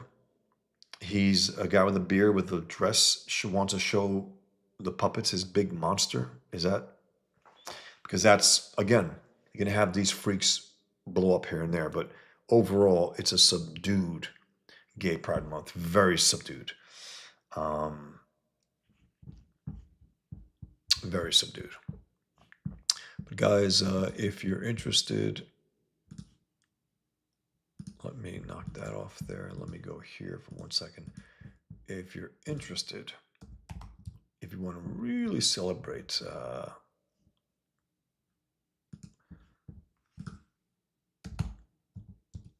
if you really want to celebrate Pride Month, right? I think here's an interesting way to do that. By the way, guys, I'm down to 3 copies left of my recreations of my Woody Muhammad cartoon. Only 3 copies left, guys, out of 20. I sold a good number of them. Check it out. I also have about a dozen copies left of my Muhammad cartoons, Volume 1 and 2. Pigman, of course, you can back it at from my comic. My Muhammad on the Run is coming tomorrow. It was a little delayed there, but it'll be coming tomorrow. So I'll start to ship them out this week after I move in. And guys, those who ordered the original art, give me a few days to ship those out. I got to get it organized. I got to get everything ready, and then I got to get my area where I ship everything out ready at my new place. So, but if you guys want to celebrate Pride Month, you can do that by getting my Pride Muhammad card. And let me show you. You got to scroll down a bit. Scroll down. I'm sorry, guys. It's taking a long time here. Also, you can get Jew Haters in Love, my Jew Haters in Love print. This is to put it in the face of leftists like Hitler and the right-wingers who love Hitler. Leftist right-wingers love Hitler and Muhammad. Jew Haters in Love. Hitler, Muhammad, swapping spit. Let me show you guys. Damn it. It's way down here. Okay. Here's my Pride trading card. You guys can order it at my store. It's the rarest trading cards in history. It's not an exaggeration. It's true. And this was inspired by, I forgot his name. It was a real dumb name, but a piece of shit who made, what was it called? Safe Space or something. Marvel Comics. The New Warriors. Anyway, he had a children's book called, it was a black Santa called Santa's Husband with his white husband. And they were embracing like this. So I said, okay, I'm going to make Muhammad wearing pink rainbow turbans. And while they love each other, they still got their weapons up just in case, just in case. So it's Home Muhammad trading cards. I got a stack of them, guys. You want to celebrate Pride in an interesting way? Consider getting my Muhammad Pride card. Also my Socialism print. Joe Hamid. I got a number of things. James Dean drawing that I did a while back. I sold the original art for. Thought it came out pretty good. Here's another trans Muhammad. Men make the best women, And there he's pulling his hair back. Men are superior to women, Allah, aka Muhammad. So consider getting that, guys. I would appreciate it. And again, I'm down to 3 copies left of my Woody Muhammad cartoon. It's 14 by 17. I redraw it as close as I can, and I sign it, and I put recreation, and so on. So do consider that. It's $500, guys, but keep in mind, that day when I was announced as a winner, 20 minutes later, 2 jihadists came to murder us and got their heads blown off. So it's a significant day for me, and I figure if I almost died for it, $500 is not too much to ask for that. But for only $25, you can actually back Pigman number 1. I have a 5-page preview, actually 9-page preview. I got 5 different covers. Here's a little taste of the art of the interiors in here. Here's where it hits the streets. Killian Duke, who's the cartoonist creator of Pigman within a story, is walking down the street and he sees near Ground Zero, he sees these guys giving away Qurans. He's like pissed. He walks up to them. He starts commenting a little, roasting them a little, until they get into a street fight when he says certain things. And here's Pigman's first appearance, taking out Al Qaeda. That's the first time he sees Osama bin Laden. He eyeballs him and says, "You," right there. You see his eyes through the mask. The brothers, the twin brothers, Salam and Killian Duke. And this is a single page right here. This page right here is one page. It is when I transition from one story, the brother story, to the Pigman story. You have the gutters are filled in black, and it's inked in pen. The brother story, and the Pigman story is inked in brush to differentiate. And here's an action scene with jihadists. Then here's another transition scene from the Pigman story to the brother story. And you got these four different post 9/11 comics. America with a crescent to establish an Islamic America. Ecumen, the ecumenical idea about all religions are good and we get along and stuff, is superhero team. Love at first fight, Israeli soldier and a Palestinian quote unquote terrorist, quote unquote Palestinian terrorist. A gay, basically like Brokeback Mountain for the Islamic world, and then Pigman by Killian Duke. And that's my pitch, guys, tonight. So please consider backing. I would really appreciate your support. And as well, I also am offering my first graphic novel, Table for One, here. So you can get that here on this as a reward. I got stickers. I got some sketch covers, trading cards. These two trading cards. I have. You can want it all pack. About 7 of you got that. Print of my war paint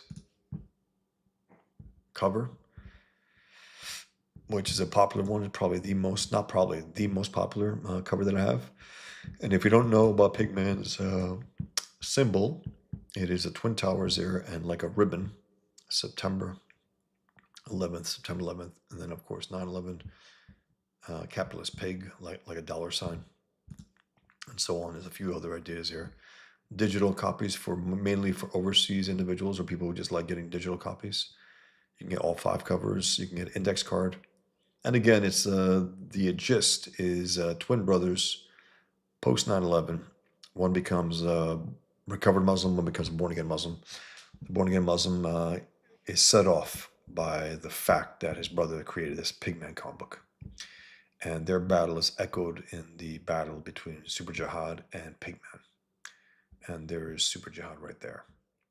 So that's the echo of the brothers, the recovered Muslims on this side, born again Muslims on that side. And here's Pigman confronting Osama bin Laden for the first time. And Osama bin Laden says, I'll shoot, I swear, don't touch me. Don't touch me with your pigskin leather. So it's also funny, believe it or not, guys. It makes me laugh, at least. I laugh at some of the stuff that Pigman says and does. He roasts these guys sometimes before he kills them. And he does kill them. He doesn't let them off the hook. He does not allow any jihadists to leave his grasp without being dead. O.V. Ravioli says, how many world leaders are psycho F-ups? How they get in charge? Satan ain't running things. Interesting you say that, O.V. Ravioli. Let me show you a cartoon I did a while back. And let me pull it up here. Give me 1 second.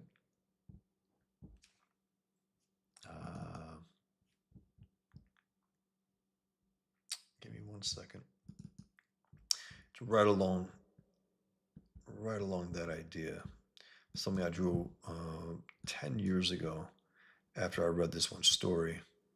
Give me 1 second. Where is it? Here it is. Okay. So I can pull it up here.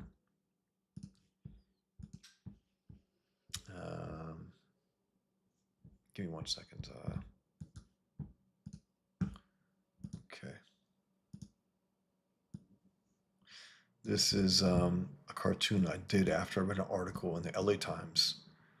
It was 2000, actually a long time ago. I think it was 2009. I think it was 2009, actually. And it was an article making the case that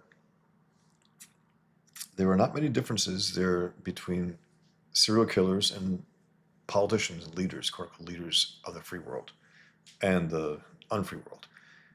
That there was elements about each that reflected on the other. So I had this two guys at a bar. I called it Serial Killers of Liberty.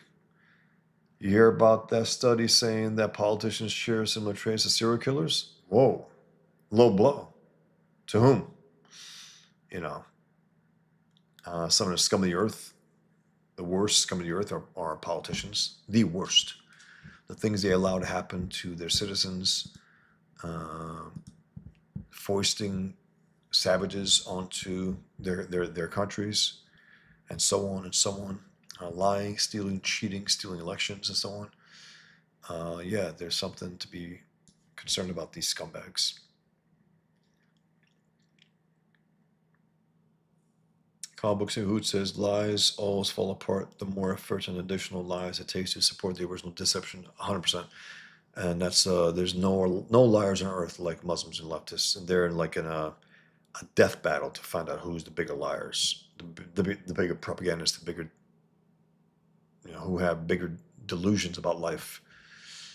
Art says, aren't a minority of the Uyghurs Christian, or am I misremembering? No, they're Muslims.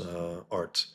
At least the ones that are Muslim, they put them in supposedly concentration camps. But we don't know the full details because, of course, China is a dishonest scum in general. The leadership, they are. Um, they still haven't paid a price for COVID, but the word is that Cash and Dan Bongino are going to get to the bottom of the COVID conspiracy. We will see. We will see. Um, Mikey Getz says, religion cause fighting and even murder. The world would be a better place if they follow suit. Man and said, or my religion, don't be a cunt. Don't be a cunt. Ovi Ravioli Malos is a slippery one, as he seems. He is. He invited me on a show a number of years ago, and some reason I had to be in New York for it. I said, I'm not in New York, but thanks, Um, he's interesting. I think he's coming from the right place in some at times. He understands the gist of things, but I think the troll aspect is too much, where you can't take him seriously. Like Alex Stein. It's like, okay, you're trolling, but when he and then he's a bore when he's not trolling. It's like he gets invited on Rita Panahy's show on Sky Australia. I think it's Sky News Australia. The one I like her. Lefty's losing it. I like her show, and she invites Alex Stein on. And he's an absolute bore. You can't have two personas out there. Have one and stick to it. It's just weird. But again, his act is not that funny. It's just not. Timothy Smith says, yes, I'm more talking about in games and media where World War II stuff is censored and excuse is Holocaust stuff. Yeah, and I think the Muslims are wrong for that, and the left didn't even consider that.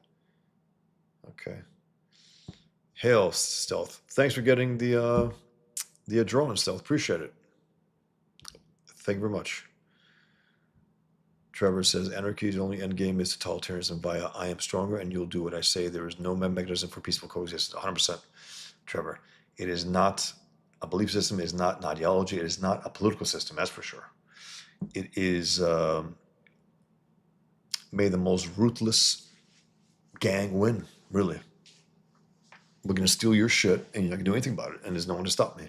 So that's a good thing? No, it's horrific, and it's not freedom. It's not liberty. Far right, what you hear: liberty, freedom, individualism, lack of coercion. The more left you go, the more totalitarian, the more evil, the more anti-individualism, the more collectivism. That's what it is, and that includes Islam and National Socialism, Nazism, and socialism, and communism, and fascism. This idea that fascism and Nazism is on the right is a complete lie by the left. The left wants to make themselves believe and others believe extremists on both sides. Where are the extremists on the right that are causing havoc? Where are the extremist right-wingers committing terrorism? Where are the extremist right-wingers shoving shit down our kids' throats? Gay stuff, evil ideas. One could argue, well, religion, Christianity does that.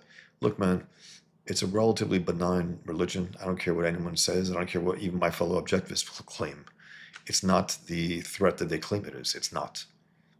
And those, the big tell for me is when you got some objectivists calling, they use terms like Islamism and radical Islam, and then they use Christianity and Judaism to condemn them. It's like, wait a minute, you condemn them by name, but not Islam by name?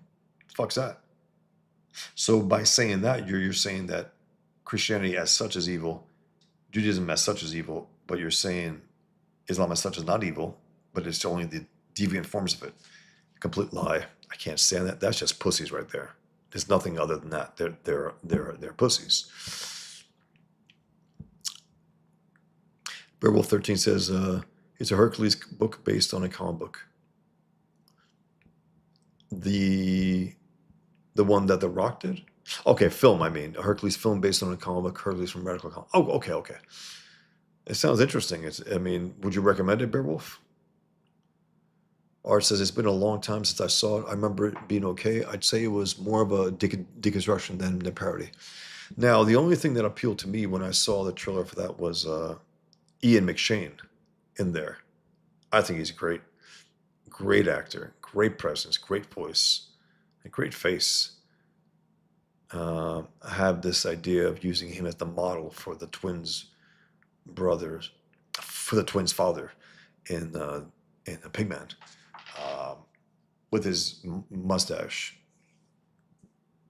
He has that face.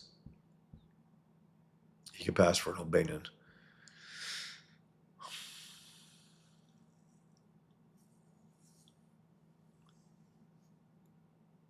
Excuse me.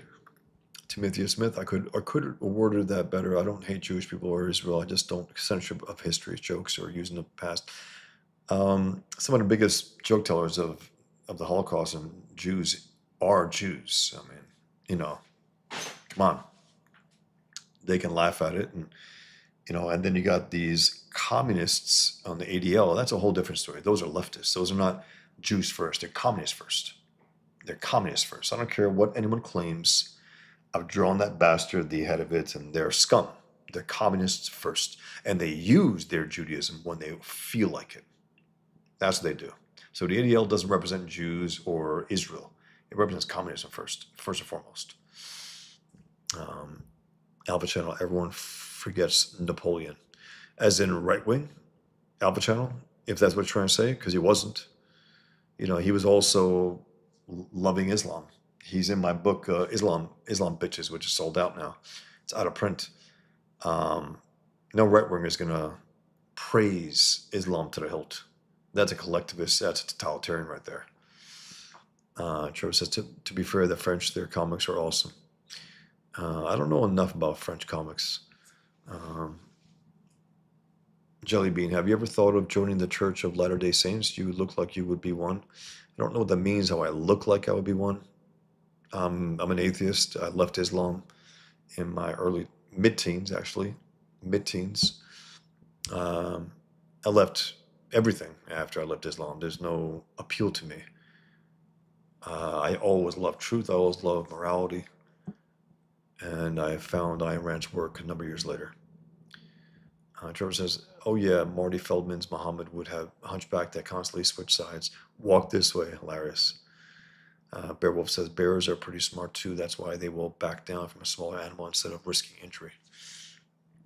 Jelly Bean, okay. So this is why Jelly Bean says, have you ever thought of joining the Church of Latter-day Saints? You look like you would be one. You lied about Tucker Carlson. You're a liar and you're out. You piece of shit. You're out of here, Jelly Bean.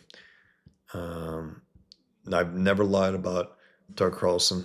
I don't lie.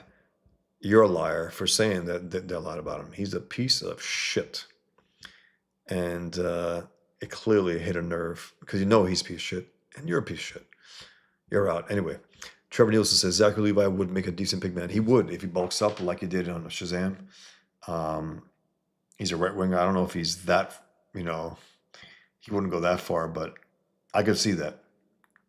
I could definitely, there's an earnestness about him um, that would, I think,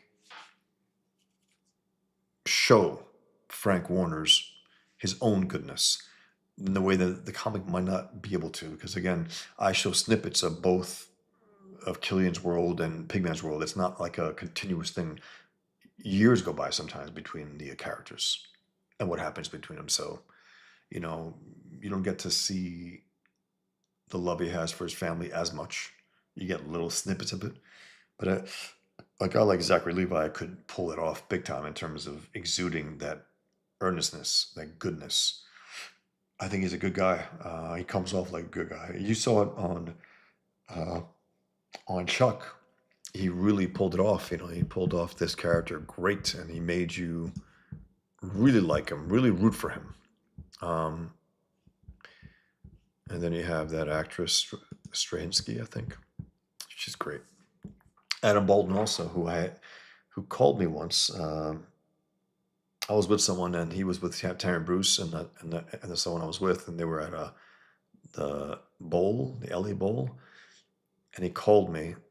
He assumed I knew old movies, so he had a line from an old movie, and I said, "Who is this?" And I didn't know, and I found out I didn't know the reference either. It was so funny, but yeah, he was also and he followed me on X years ago well, Twitter years ago. He's been off the grid now for a few years. Last I was in contact with him, he wanted my Biden drawing where I made him look really like, I think, upside down face. I believe that's the one he wanted. And the last time I heard him, 2 years, I don't know. But he was in Chuck also. He did a great job.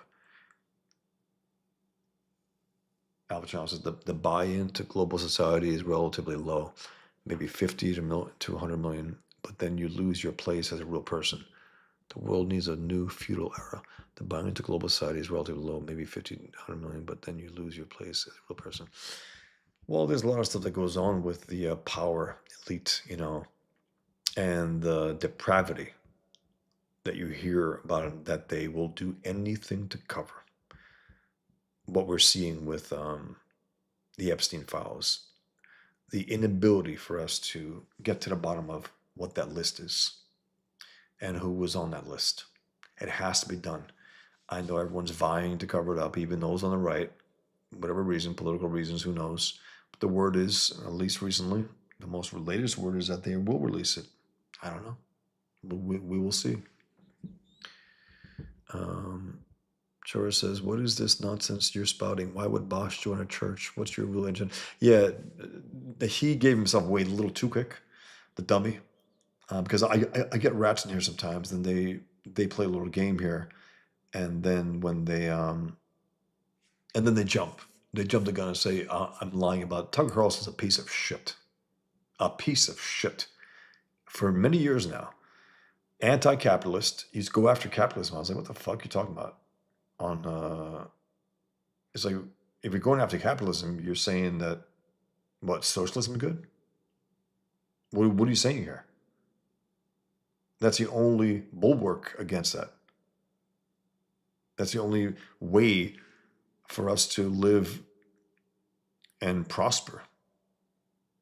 It's like, if you hate that, and then of course, blowing Islam ever since October 7th, going to Moscow and saying it's greater than any city in America, Moscow.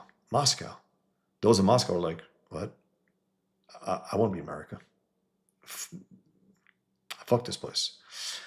Interviewing Putin with utter respect, and not cackling like a whore like he always does. Just utter respect. Putin mocking him about being in the CIA, wanting to be in the CIA, and being rejected from it. Speaking to others with no respect, cackling like a whore, and then speaking to Muslim dictators and speaking with utter respect. He's a piece of shit, and you're a piece of shit, Jelly Bean.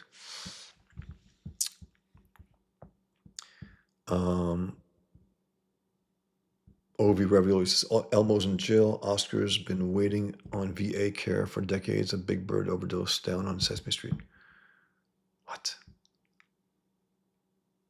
I missed that for Valentine's Day. I'm sorry, OV Ravioli. I'm missing it.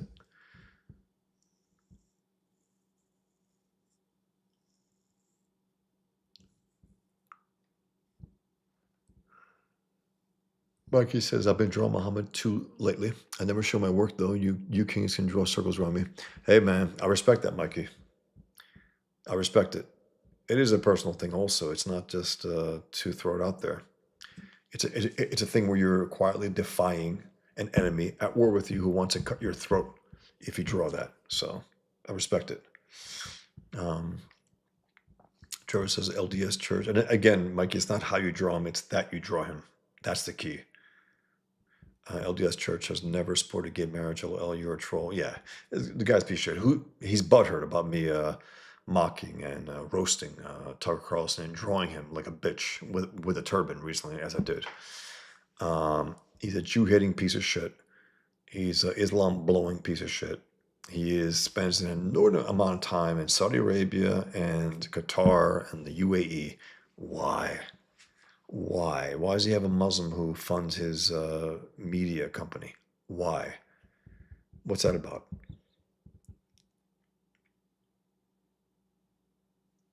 Mikey says, I love the panel of the jihadist praying while a pigman is about to grab him. Thanks, Mikey. There's some interesting stuff in there also where these guys are, because it gets to the point where when they hear that pigman's coming, some of them start to kill themselves and is like, it's forbidden, it's forbidden. No, no, no, stop, stop, stop, stop. And the guy's like, what? You know, and they have the guns to his head and in their mouths.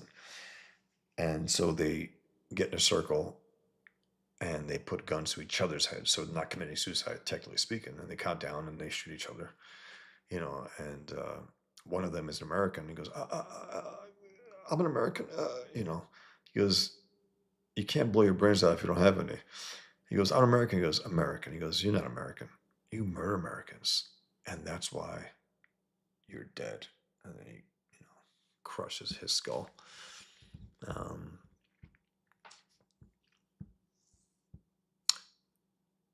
Ovi Ravioli, the scene in the Film Network sums it up to me. Ned Beatty, hilarious. I mean, what a scene! What a movie! I own that movie. It's fantastic. Um, it predicted a lot because why? Because the guy was honest. He was honest about what was going on in the world, and that eventually will project onto what will come to more extreme levels and so on. Um, and that scene was hilarious with Nate Beatty. I mean, hilarious. So damn good. Macron, Starmer, Biden, Xi, yeah, they're all pieces of shit. 100% over everybody. Bad guys, bad actors, doing really bad for their countries and very well for themselves in profit sense. Alpha Channel says, I saw Cash Patel sitting on a regular chair. His feet didn't touch the ground. It's hilarious. He's not a big guy, but I think he's got some balls. So I hope, again, guys, it's early on. Let's see. Let's see by the end of the year. Let's see by the end of the year what they're telling us and what they're showing us. I like the fact that he called this a terrorist attack, what happened in Colorado. The Biden administration would never, ever have done that. They would have called it an isolated incident of something, blah, blah, blah, whatever.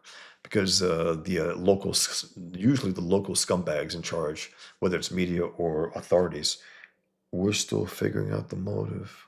The guy screamed, Free Palestine, which means kill Jews. He's from Egypt. His name's Muhammad. It's pretty self-explanatory. Timothy Smith said, I'm terrified of there being nothing after death. I believe in God and Jesus, but it's still in the back of my head. Everything will just be black and over. Well, think about that though. You know, Timotheus, if it is the case, right? If it's just black and nothing, you're not going to be there. There's nothing there. You're not going to be there looking at the black and nothing. You know, there's nothing there.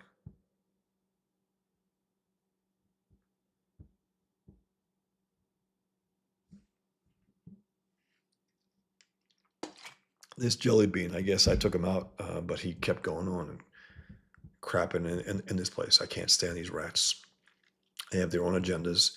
They try to knock off the conversation here.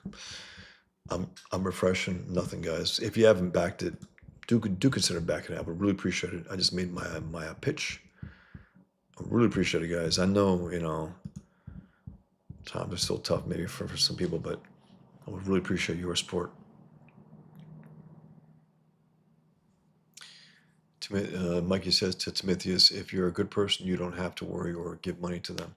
I hope everything goes black. I'll be tired of life and people when I die, unless I can read comics in heaven. That's the thing, Mikey. Nature is what it is, right? We live our lives, and there's a time when we get really exhausted. When you can't get out of bed without creaking, and we don't want to get out of bed, and so on and so on. Nature prepares you for the time when it's time to check out, let's say. Not that, well, I didn't get out of bed today, so I'm, no, but the point is that it makes it unbearable. I think at a certain point, that's why you see people like, wow, I'm exhausted with life. And they can appreciate aspects of it, of course, but there's a certain point where they can't appreciate life anymore. They're too physically beaten.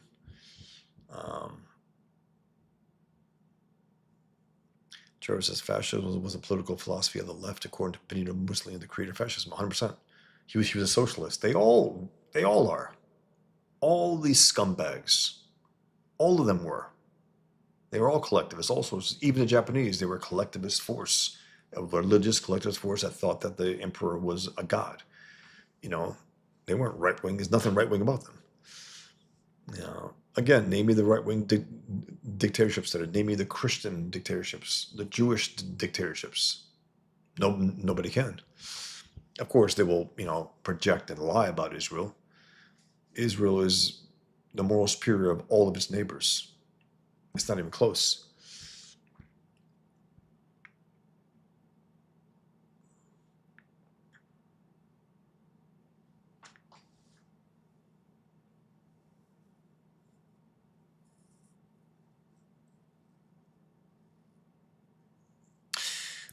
Okay, Alpha.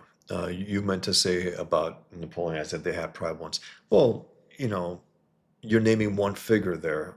The point is that, and I'm not here to just shit on the French, but God damn it,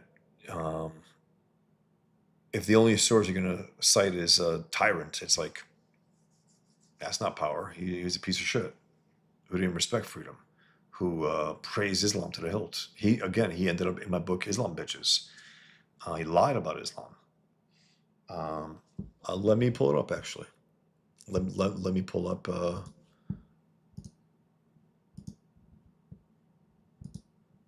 my Napoleon drawn from Islam Bitches. And again, it's not available. It's out of print now. If there's interest at some point, sure, I'd love to put it back out there. I always want to have my books in print, but there's only so many times I can make these reprints. One second, guys. Let me try to pull it up here, and I'll show you what the bitch said about Islam. And he is an Islam bitch. There were many across history. Where is he? I got all my files here. Okay.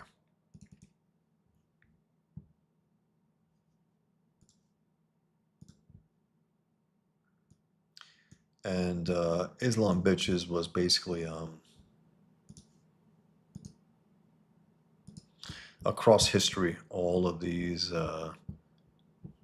bitches who praise Islam to the hilt as if it were their own religion when it wasn't, and they lied about it the way this piece of shit here, Jelly Bean, lied about everything he wrote, actually. So here's my cartoon of Napoleon, and throughout the entire book, you get to see it's Muhammad as a pimp a 1970s pimp. He has different uniform every single page. He's the one who points at the Islam bitches with his cane, with his pimp cane, and he has his platform shoes. And here he has no shirt with his belly hanging out. And he names and shames these guys. And then he also acknowledges every so often that I'm putting the words in his mouth. The evil Faustin is doing it. So it's fun. It was a really fun book. And I drew all of these historical characters. I mean, characters, actual historical people from Napoleon to Trump, who also has expressed, terrible things about Islam, how great it is, and so on. So here he is. Here's Napoleon. It's an actual quote from him, and it's Muhammad, pimp, pointing to him. I hope the time is not far off when I shall be able to unite all the wise and educated men of all the countries and establish a uniform regime based on the principles of the Quran, which alone are true and which alone can lead men to happiness. That's a monstrous lie. I said, yeah, because the Islamic world is the very picture of happiness, idiot. And then here's Muhammad saying, my bitch, Napoleon Bonaparte, who people should stop praising as some great man when he was willing to sell out the West to completely alien and anti-happy ideas. Again, this is the evil Faustin speaking through me and the other Muhammad pimps. Damn him. And it was a really fun book to design, really fun. So yeah, guys, if you want to back Pigman, I would really appreciate your support.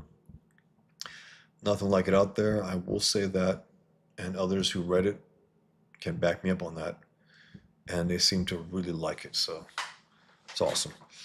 Okay, Timotheus Smith, the ADL, that's who I'm talking about. Forgot their name. They're the ones behind the issues. I do have the issues. Well, again, they're commies first. They're Jews second. And again, they're the worst because they use their Judaism in order to push their communism. That's what they do. They're pieces of shit. They're scumbags. Hey, Sheth, how's it going? Forgot to mention that I just got my Creepy Presents Alex Toth. That's awesome, man. That's awesome. I love that book. It's all of his work from Creepy and Eerie.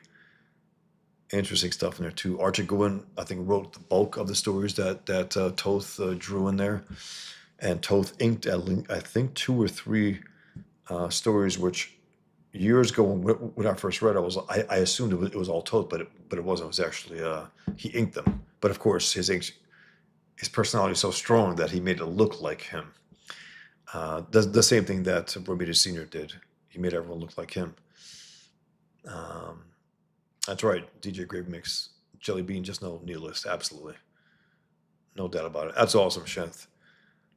We could talk about it one day. I'd like to go. I'd like to actually do a little review of that one day. I believe that's, well, not one day because there's a lot of stories in there, but do a number of them. It's so damn good. Timotheus Smith, and sorry, man, I had a few beers tonight, and I'm a fan of yours and don't want you to think I hate Jewish people. I know. I just,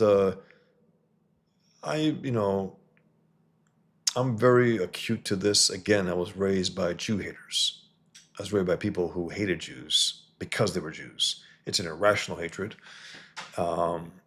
shared by many people, by the scum of the earth, by communists, by socialists, by Muslims, and by the worst on the right who belong on the left. Because again, you cannot be a racist if you're not a collectivist.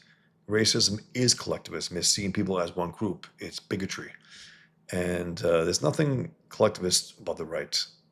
It's individualism. It's liberty. It's freedom. That's what characterizes it. Collectivism is a leftist thing. Is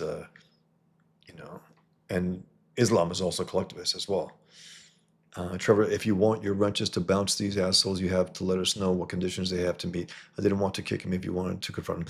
I get it, Trevor. But once he called me a liar for calling Trevor, Tucker Carlson a liar, he's out. I mean, that's it. There's no conversation to have at that point. Smear me as a liar. I don't lie. So I take exception to that, but I do appreciate it, Trevor. I just got rid of him here. If he's on X, I don't know how to do that from here, but So someone's come on here and just call me that, you're out.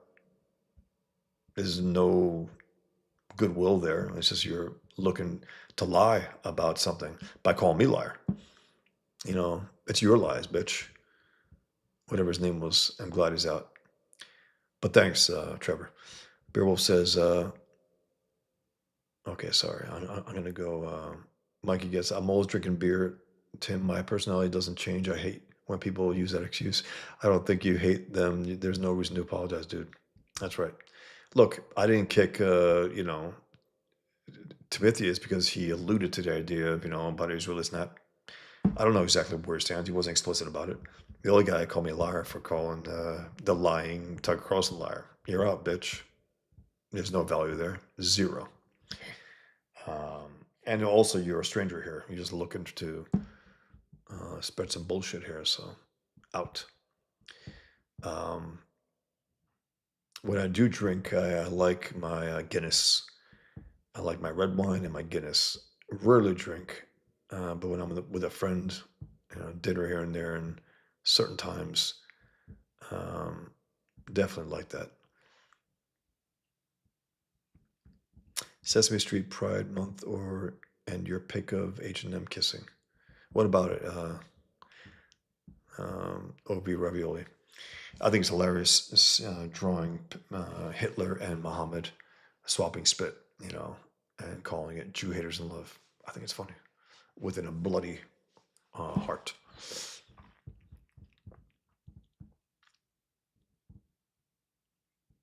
Beryl says, I always wait till the host says to bounce them unless it's something that's going to hurt the channel. Yeah, that guy is up no good, whoever he was.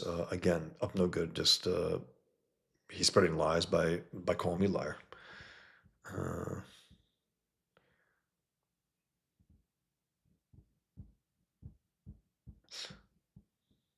Uh, that's all good. Timotheus, I got no problem. Blake Belladonna, Jelly Bean's a fool. Absolutely. That's for sure. That's why he's out. Huh. First time you had alcohol in 4 years. Was the occasion that did I lead you to drink with my stream? Damn. That bad? It's like this one cousin of mine who I knew wasn't doing well, I know him, so I saw him. How you doing? Great, great. I said, that bad, huh? You know, someone's doing great doesn't have to scream it. Comic books and Gooch writes, the Western is the greatest representation of right-wing philosophy. Most times the hero is trying to mind his own business until the cruel pick on the vulnerable and he must use righteous force. That's well put, comic books and Gooch, and there's truth in that. You look at a number of the Westerns, you look at High Noon, for instance, um, he's got to do it despite his wife, despite the town, despite everyone around. He has to. And he has to face Frank Miller. That was the name of the bad guy. It's hilarious. Trevor says, hey, Katie Did is having a bit of a rough time right now and could use some Comic State support if you have the chance. Check her show out. Absolutely. I heard computer problems and also maybe some other problems as well, maybe channel-wise. Katie's great. Absolutely Blake Belladonna. He doesn't belong here. And again, people come on here, disagree with me. We can go back and forth. I got no problem with that. You guys know that. You call me a liar, you start insulting, you're out. You're a worthless piece of shit at that point. It's like, oh, okay. And then also coming here, you're sweeping for quote unquote that term is sweeping for Tucker Carlson. He's a piece of shit. Fuck him. A flabby bitch who bends over for Islam and trashes Israel, and mainly in a indirect way by having guests on who do it for him. That's how dirty he is. He's a little more crafty than that bitch Candace Owens is, who lies her ass off. I mean, lies her ass off. Blake Belladonna says, what is your favorite color? It was red. Blue is my favorite color for the last few years. Just blue. There's something about it. I love the color. I mean, I like a lot of colors, but blue I think is Blake Belladonna. I like purple. Yeah, that's a secondary color. I like the primary ones, but it's interesting. Purple is looking at Dark Knight Returns. You saw all of the narration boxes that Miller had, right? It was gray for Bruce Wayne, Batman, blue for Superman, and green for the Joker, yellow for Robin, and so on, right? And I have the same thing with this adaptation that I'm doing. I got all these primary colors for the main characters, for the main pure characters, the more pure form. Blue for the main guy, red for the female, and then for another guy, it's purple. It's a mix of the primary. He's part blue, part red, part true blue, part passionate, fiery, but he's not. Uh, it's not pure. He's not a pure character. He's flawed in a fundamental way. And then the other characters are gray and yellow, green, you know, and it's really fun. It's really fun. And also, it's not just that he's impure, it's the fact that the purple also gives the character a royal aspect. There's a nobility about him, despite his flaws. So that's also an aspect, like the royal purple, the royal um, aspect of that. So it's really fun. Uh, DJ Grave Mix says to Shant's Spring Ball looks magnificent. It does. It looks great. I mean, it looks fantastic, and it's so different than his other book. It's like, wow, that's really impressive, man. It's really impressive, Shanth. My guess, let's fucking go, chat. We need at least one backer today. At least one, guys. At least one. I am going to get going. Again, it's my last night here in this place that I've been for a while. And moving to a new place. The next time you see me, it'll be a little different. I think I'm going to have this basic setup of these canvases behind me, but it'll be probably a flat wall. Or maybe a corner. I don't know. I'll figure it out. I'll figure it out. I think I have an idea where I'm going to show it from. But it's a matter of a few factors, but privacy, security for sure, but privacy also. A little more privacy, a little less outside world coming in. Good night, Fina Gallery. Be good. Monodes. Napoleon belonged to a time when Europe had a strange fascination with the East. Those turban-wearing snake charmers were everywhere in Pulp Fiction at the time. Yeah. Yeah, and again, it was a false idea that Napoleon and all the other rats back then had. I got a whole load of these rats from the past, blowing Islam in a way that it's impossible to believe, and it's clearly they didn't read it, they didn't understand it clearly, you know. So, um, LOL, I had no idea Islam bitches is hilarious. It is. It's something that I collected quotes from a lot of these bitches over the years, and I said, you know what? I'm gonna draw them in Islamic garb and have Muhammad drawn as a 70s pimp, roasting them in my voice and being conscious of the fact that the evil force is making me do this. He resents it. It's one of the more entertaining books that I had in terms of humor. And again, from the lies, the bullshit that the Islamophiles are saying. And again, on the cover, the cover was Islam bitches, and then it's crossed out to put. Sorry, it was Islamophiles, and it crossed out to put Islam bitches to show them less respect. It's bad enough that they're Islamophiles, but Islam bitches was a more proper term, I think, for them. Peace out, Obi Ravioli. Blake Belladonna says, does anyone remember Leafyshire? Whatever happened to him? Does that name sound familiar? I don't know. Do you believe that there could even be a chance of reincarnation? Blake Belladonna? I don't. I think it's a fanciful idea. I think people believe a lot of things. People can believe whatever they want. Also, I'm not going to, hey, idiot. I don't do that. I really don't. Um, I'm not a believer. I I am an atheist, but I just people's beliefs don't.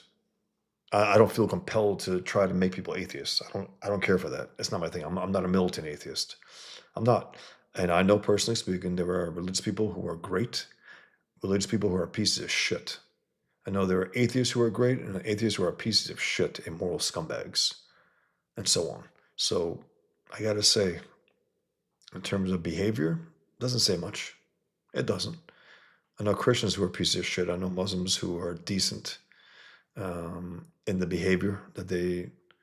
And it's not that they're acting in the name of Islam. No, they're just individuals who were born and raised in America who call themselves Muslims and so on. So there are Jews who are pieces of shit and Jews who are good. So I don't think it matters too much. I really don't. I don't think it makes a difference. I think individuals choose to be good or not. It's up to them. The religion has, it might maybe direct them a little certain way, but in the end, they're going to be who they are. So,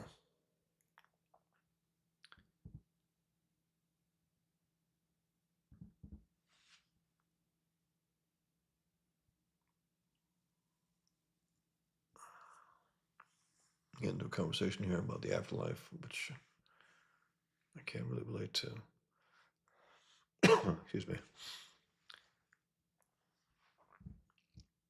Blake Baldwin says she wishes she could talk to, or he, to trees. Trevor says, "Hey, I've got that Toth Creepy Archive. Super art really shows off the variety Toth could deliver. Absolutely, it's great stuff, man. Great inking techniques. Also very different from the other stories that from story to story. Really different, beautiful stuff."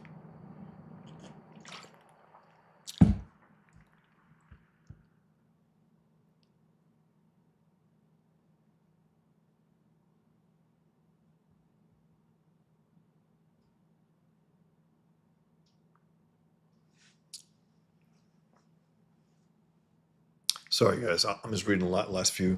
I am going to get going, but I would love a backer tonight. Just one, guys. If you're new here, if you haven't backed it, consider backing it. Take a look at the trailer that Shanth on Jetty made, which is fantastic. Take a look at the 9-page preview, at the 5 covers. Here's where he gets into a street fight with guys, with Muslims trying to give Qurans out for free, and he goes.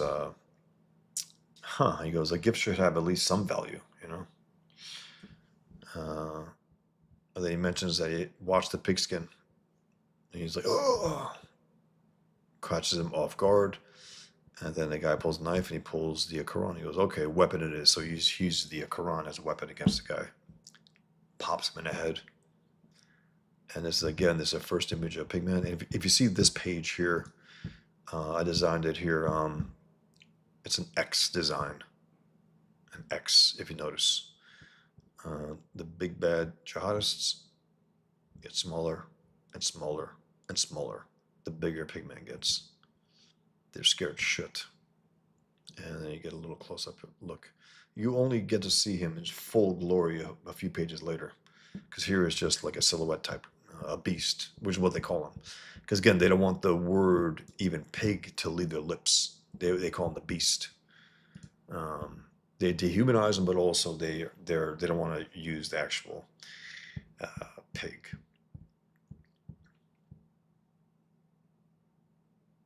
Thanks, Alpha. Appreciate it. Yeah, it's a move tomorrow. It'll be my new place.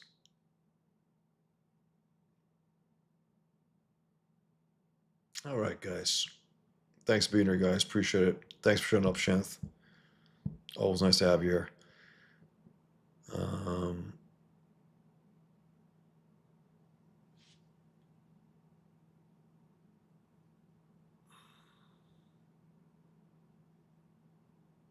Alpha Chow says, after a lot of time invested in deconstructing religious beliefs, I'm a devout troll. It's funny. Trevor says, there's a lot of atheists who treat their non-belief like a religion. Very strange to me. Yes, some of them do, 100%. And they're very again, they were militant about it. It's like, I don't like that. I don't like it. I don't think it's necessary. It's really not. I take people for who they are, what they are. Their behavior to me is the key to who they are. I don't give a fuck what they believe. Their behavior, what they say, what they do. That's who they are. Thanks, Timotheus. Good luck on a move. Got to get those trading cards this weekend. Appreciate it. Have a good night, morning, everyone. Mike says people take life too seriously. I feel we're all here because our parents banged. Good, LOL. It's hilarious, man. I thanked my parents once for that. It's hilarious. They didn't take too kindly to it, but it's true. If they didn't do it, we wouldn't be here. So it's awesome. It's just for that one act. All right, guys. You guys take care. Be well. Thanks, DG. I did. This is my second one this week. I did one 4 or 5 days ago. This has been here. Unbelievable, 2.5 hours. Wow. Yeah, I like doing them. I like, and usually I have a theme, an idea, a review, and then I just chat. But today I just wanted to chat with you guys and pitch Pigman. I always want to pitch Pigman. Again, guys, it'll be done by next month. I'll be pulling it next month, so I'll be closing out July and begin to fulfill it. So thanks a lot, guys. Daddy's little mistake is hilarious. Timotheus, I watched my dad die in a car accident at 11, so yeah, death freaks me out bad. Damn it. I'm sorry to hear that, man. That's terrible. Terrible. Jesus Christ. Guys, you take care. Back Pigman, I would really, really appreciate it. Read the setup here, what it's about. Check out the 9-page preview. Check out the 5 covers. And until next time, guys, take care. Be well. Good chatting. Take care. Be well, man.